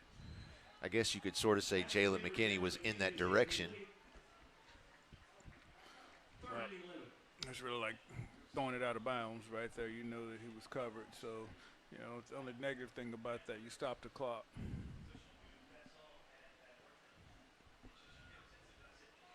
Yeah, that's one thing the Bruins don't really need to do right now. Just let it run. Just let it run. 3rd and 11. A little play action there. Kenny Jordan with the carry. He's stopped at about the 43-yard line. Looks like a gain of 7 yards. It's going to be 4th down and 3 yards to go for the Bruins. Kenny Jordan is going to be a special player. I believe you're right. I'm going to tell you right now, he's got a chance to be a special player. Sophomore, too? Yes, sir. Sophomore running back, 6 foot, even, 165 pounds. He can do a lot of things very well. There's the snap. He rolls out to the right side, gives a pass out there. Oh, right off the fingertips of Kenny. You got to make that play, though. Coach Lucas looking him in the face and said, you got to make that play. Remember, he is a sophomore. Well, and you know, it's got to be hard when you're a wide receiver that's playing for a coach who's a wide receiver. Yeah, you know, when he knows what you're capable of doing, and you know, he's going to demand excellence. Looks like offensive line coach. I mean, Coach Pittman. You know, the Razorbacks. You know, he has an expectation because he was an offensive line guy. You know, right. So the Patriots take over on downs at the Bruins' 43-yard line. 1st and 10. Here's John White. There's the snap. Lots of pressure. Oh, he's going to miss one tackle. He runs out of bounds at about the 41-yard line. He'll pick up 2 yards. Excuse me, he'll pick up 1 yard.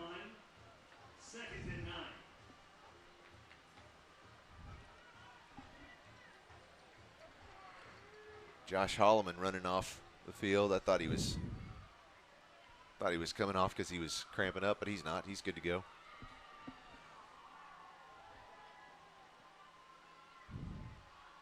Three receivers left, two to the right. There's the snap. Looking out there. He's got a man downfield, and no, it's intercepted. That's Josh Cady.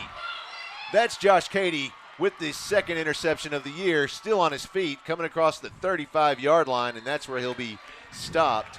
I think they'll place that one at the 34. Bruins take over after that one. He was finally stopped by number 58.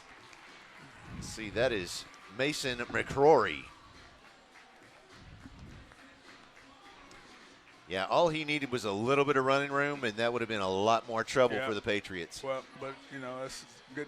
They were desperate in trying to make a play, and they did not let them behind us. Deeper than the deepest. That's fundamentally sound football. And the plays that we've given up, they got behind us, and we didn't have anybody deep. So hey, we're in good shape. We're sitting pretty right now.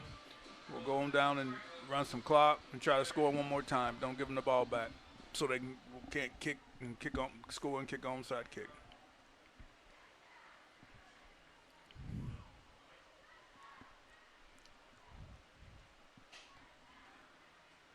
Looking out there. That's Joe Hyman with the carry once again. He picked up like maybe a half yard. He's 2nd and 9. Run, clock, run. At the 35-yard line.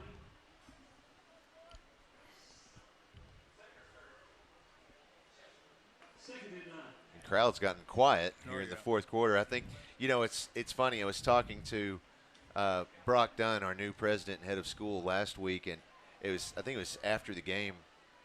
I think it was after the game, and he said, "Oh, it's a late game." And I said, "Well, Coach, that was the second half. The clock was running nonstop. Right. It was the sportsmanship rule." I said, "Just wait till we get one of these games where we don't get the sportsmanship rule, and then talk about how late it is." Right. And well, what do you know? Here we are. Yep. Yeah, everybody's tired out there. Well, that's and when I started the broadcast, I said this is not one of those games where we're going to be home by 10. Right. For sure. They're going to give us everything we can handle, and they certainly have. 3rd down, 4 yards to go from the Bruins' 40-yard line. Managing the clock here, 9 seconds on the play clock. Pfizer, there's the snap. Quick little shovel pass there, goes to Jalen McKinney. He runs to the right side of the field and is brought down at the 50-yard line. Oh, don't pull him up if he's hurt. He's rolling around. He needs some help.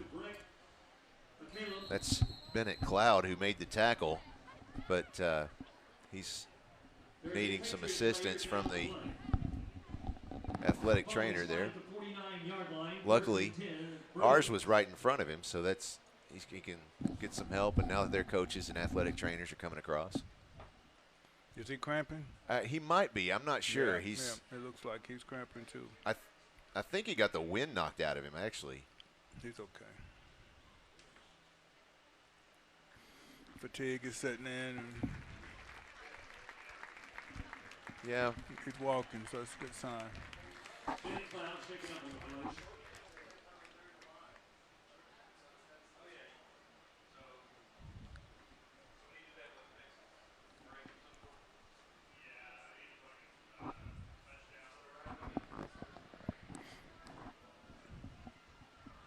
Yep, always a good sign when they can walk themselves off the field. Absolutely.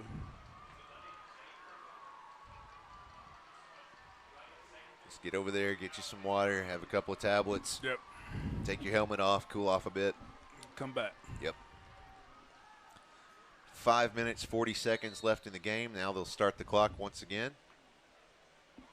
That was good enough for a first down. That's another Holloman and Associates first down for the Bruins. Still managing that clock. They're going to break the huddle with 10 seconds left on the play clock. Pfizer set up to receive the snap. There's the snap. Quick handoff goes to John Mark Charette. He makes his way across the 45, the 40, the 35, and that's where he'll be stopped right at the 30-yard line. He stopped by number 30, J.J. Latham. He had a great block ahead of him to open it up by Shannon McDaniel. He was eventually brought down by J.J. Latham. He's a good-looking sophomore as well. Yes, he is. He's been a playmaker all night. First and 10, Bruins.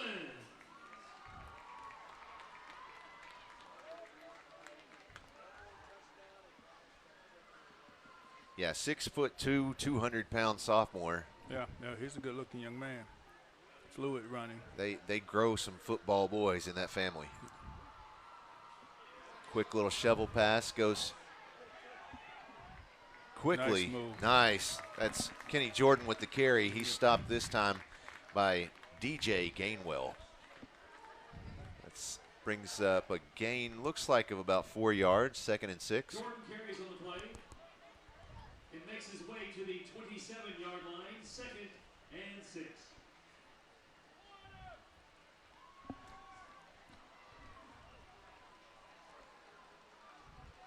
Christina was just pointing out to me, this is the first year in I don't know how long that we haven't had a Woods family member on the team. They've been a PA football dynasty. Right. There's the snap. He's going to keep this one directly. Oh, they threw me off with that one. That was Kenny Jordan who caught the snap directly this time. He can play. He's a good player now. That's enough for another Holloman and Associates first down. We've got another Patriot over there on the 12-yard line who's trying to work out a cramp, it looks like, in the bottom of his foot. He's staying out there, though. I tell you, those cramps you get in the bottom of your feet, it's like, you know, if you stretch it, it's going to cramp more. But if you don't stretch it, it's going to cramp more. It's just, you can't win with those. No, you just have to work them out. That's a penalty, isn't it? Yeah, Christina was just telling me the humidity's now up to 77%. Yeah. And Coach Thrash calls a timeout right there at the last second. Timeout, blue. You can hear Coach Lucas. Oh, wouldn't it be fun to have him mic'd up once? Well, he knows that. And if he don't know anything else, when you substitute for somebody, you have to let them know who you coming in for. As I used to always tell them, please, let's not have a failure to communicate. That's right. What we have here is a failure to communicate. That's right. Bruins last year, their average points per game was 50.8, and they allowed an average of 24.2 points. So, you know, looking at the score tonight, it's pretty on par, but it doesn't really reflect the athleticism and the skill of the opponent that we've had tonight. Well, they have worked hard for every one of those points. No question, and not to mention the almost nearly 21 points they've given us for turnovers. That's right. 14 for sure. Yeah, if they can rein in their penalties and turnovers, this is going to be a team to watch in Mississippi. Yeah. Pfizer gunning it out there. Looked like that was intended for Charlie Barker, but led him by about 2 yards, so he couldn't make the reception. What is the rule on a running clock in high school? It is if you're 35 points ahead. Now this is of course an Arkansas rule for those of you in Mississippi watching, but in Arkansas, if you're 35 points ahead at any point in the second half, whether it's starting the second half or you get in the second half and you're 35 points ahead, then regardless of whatever score differential changes that you might have during that second half, it's a running clock throughout until the rest of the game. Okay. Jordan carries on the play. He stopped by number 10, Stone Latin, at the 16-yard line, 3rd and 10.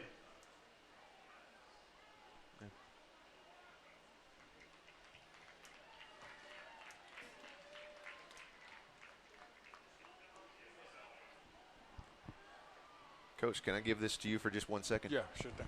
Okay.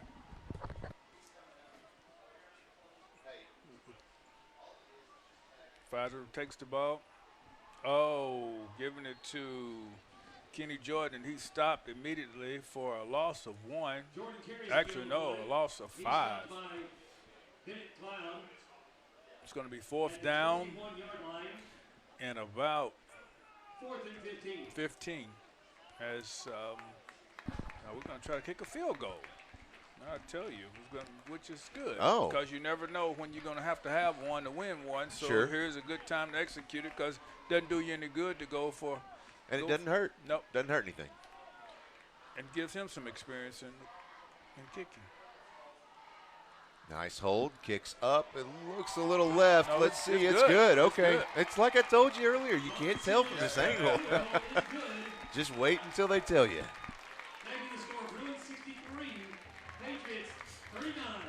Yeah, Vaughn's good. He's got a good leg on him, and he's out there kicking those, whether he needs to or not. You know, that's his only job, so of course he's going to practice it Well, nonstop. I mean, if he's trying to get a scholarship to go to football, at least he got one. He's got something That's on tape right. now. That's right. Well, he's got several offers, but he's also an excellent soccer player. So Oh, okay. he Well, may, what we call those combo. That's right. You know, you get the sandwich, the fry, and the drink. Right. So somebody get him play soccer. Get out. If the coaches know he can do that, you go get him. That's right. Well, of course, last year just graduated Josiah Johnson, one of our fantastic players on the football team and the wrestling team. He wrestled 2 years. The first year out, went out there and just dominated the competition. Last year did the same thing. Barely knew the sport, had never wrestled before. So now he's at Ouachita playing football and wrestling on a dual scholarship. Well, Ouachita got a big win last night. Here's Von Seelig once again to kick this one off for the Bruins. Deep kick. That one's definitely going as a touchback. Yep. That's good for him to have his little film. In the end zone for the touchback. The ball in place at the 20-yard line. First and 10, Patriots. Just under 2 minutes left in this one. Yep. The haze in the barn. We're just picking up straws. That's right. Next week, we'll be right back here. Kickoff is at 7 o'clock next Friday. We'll be broadcasting from Lipscomb Academy in Nashville, Tennessee. You'll find the broadcast at pabruins.tv. Also, if you head over to youtube.com/PALive, you can hit subscribe. You'll find it right there as well. If you are watching tonight on your computer or laptop or mobile device because you think that's the only way to watch the game, remember this address, pabruins.tv. You can go there. I actually added some instructions at the bottom of that page, near the bottom, so that you another pick. Oh, almost another pick. Yep. That wasn't Josh. I thought that was 8 at first. No, that was Bo Miller. That's good coverage. Good coverage. But, yeah, there's instructions there to help you figure out how you can actually watch the game on your TV. It's pretty easy. Nothing wrong with watching it on your computer, though, if that's what you want to do.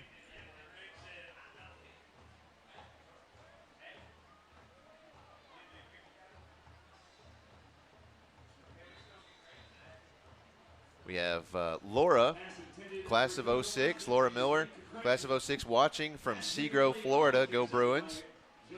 Another fan says, go Bruins from Arkansas. Go Bruins. The water boy, number 55, is my big brother Luke. Love listening to y'all. Of course, this fan's asking a question. It's probably a follow-up question to yours, Coach. He says, anyone know what the running clock rules are for next week in Tennessee? I do not know. Haven't looked at them yet. That was a nice. Yep. I'm not sure. Was that ball had to already be out there? Yeah, he hit the quarter. How is that not a late hit?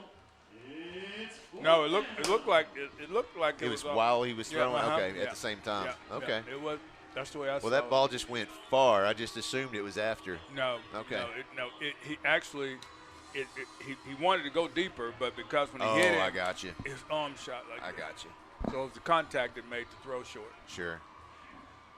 Patriots facing 4th and 10 from their own 20-yard line. They're going for it. A minute and a half left in the game, and he is going to get wrapped up right there. He's going to toss the ball right into almost into the stands. The Bruins now. And there's a flag comes in after the play. Romello ball. Right. Got a little extra sauce, I believe, what they call it. Right. just in, Tennessee's sportsmanship rule is the same as Arkansas's. So once you get 35 points in the second half, it just runs nonstop. And it does stop for certain things. Yeah, right. Of course, timeouts, injuries, touchdowns. But, you know, you throw a ball out of bounds, it doesn't matter. Incomplete pass doesn't matter. Just train keeps it rolling. In Tennessee, it stops for timeouts, injuries, and scores. Makes it easy. Let's go down to the field. Maybe we can hear about this. Looks like he's trying to turn on his mic, but we'll see.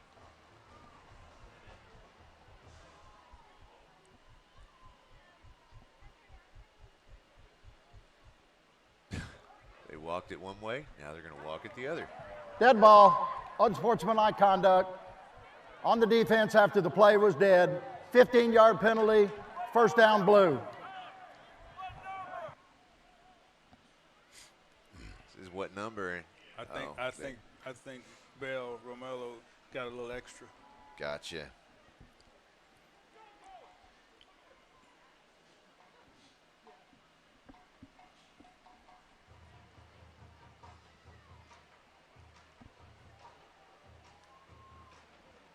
No? Oh, maybe it's 44. Yeah.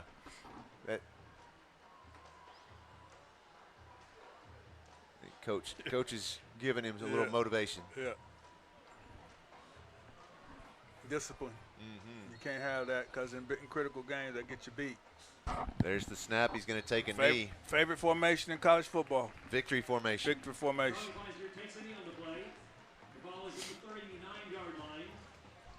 Looks like this one is all but over.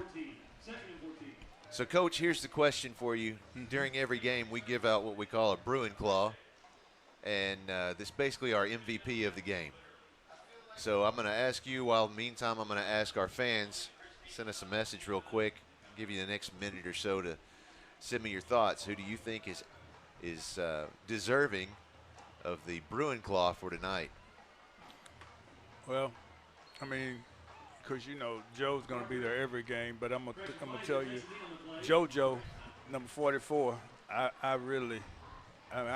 he played a heck of a game. I mean, always around the ball, big-time pressure plays, leading. You know, he just continued to stand out on bringing pressure and running to the football. I mean, he would be my player.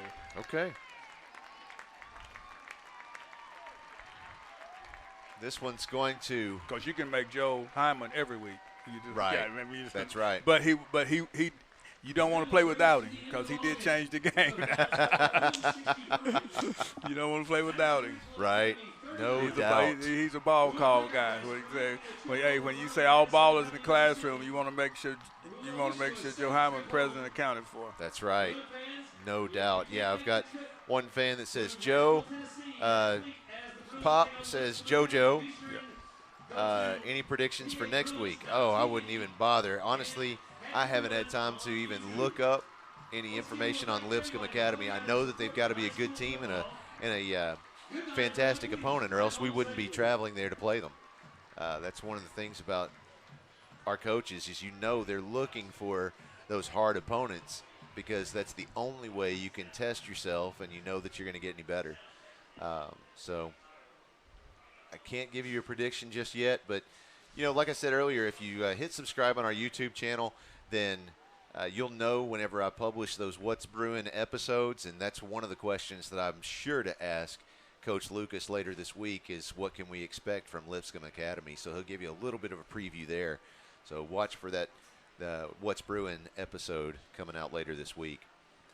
Well, Coach, thanks so much. This has been a blast. Man, it has. Thank you for having me. I'm glad to be able to say I was the color with you on Coach Lucas's first home game as head football coach at Pulaski Academy. Good luck. And as you go into next week's game is one at a time. But, hey, 2-0, everybody's happy. I like it. I like it. Coach, thanks so much. And everybody, thanks for listening. Thanks for being here with us. And like I said, be sure to follow along with us the rest of the season. This week, we're going to go ahead and give that Bruin Claw to Joe Osment, doing a fantastic job for the Bruins out there. So congratulations, JoJo. And we'll see you right back here next week as the Bruins head to Nashville to take on Lipscomb Academy. I'm Joshua Carroll. For everyone on the PA Live crew, I want to tell you all thanks for watching. Good night.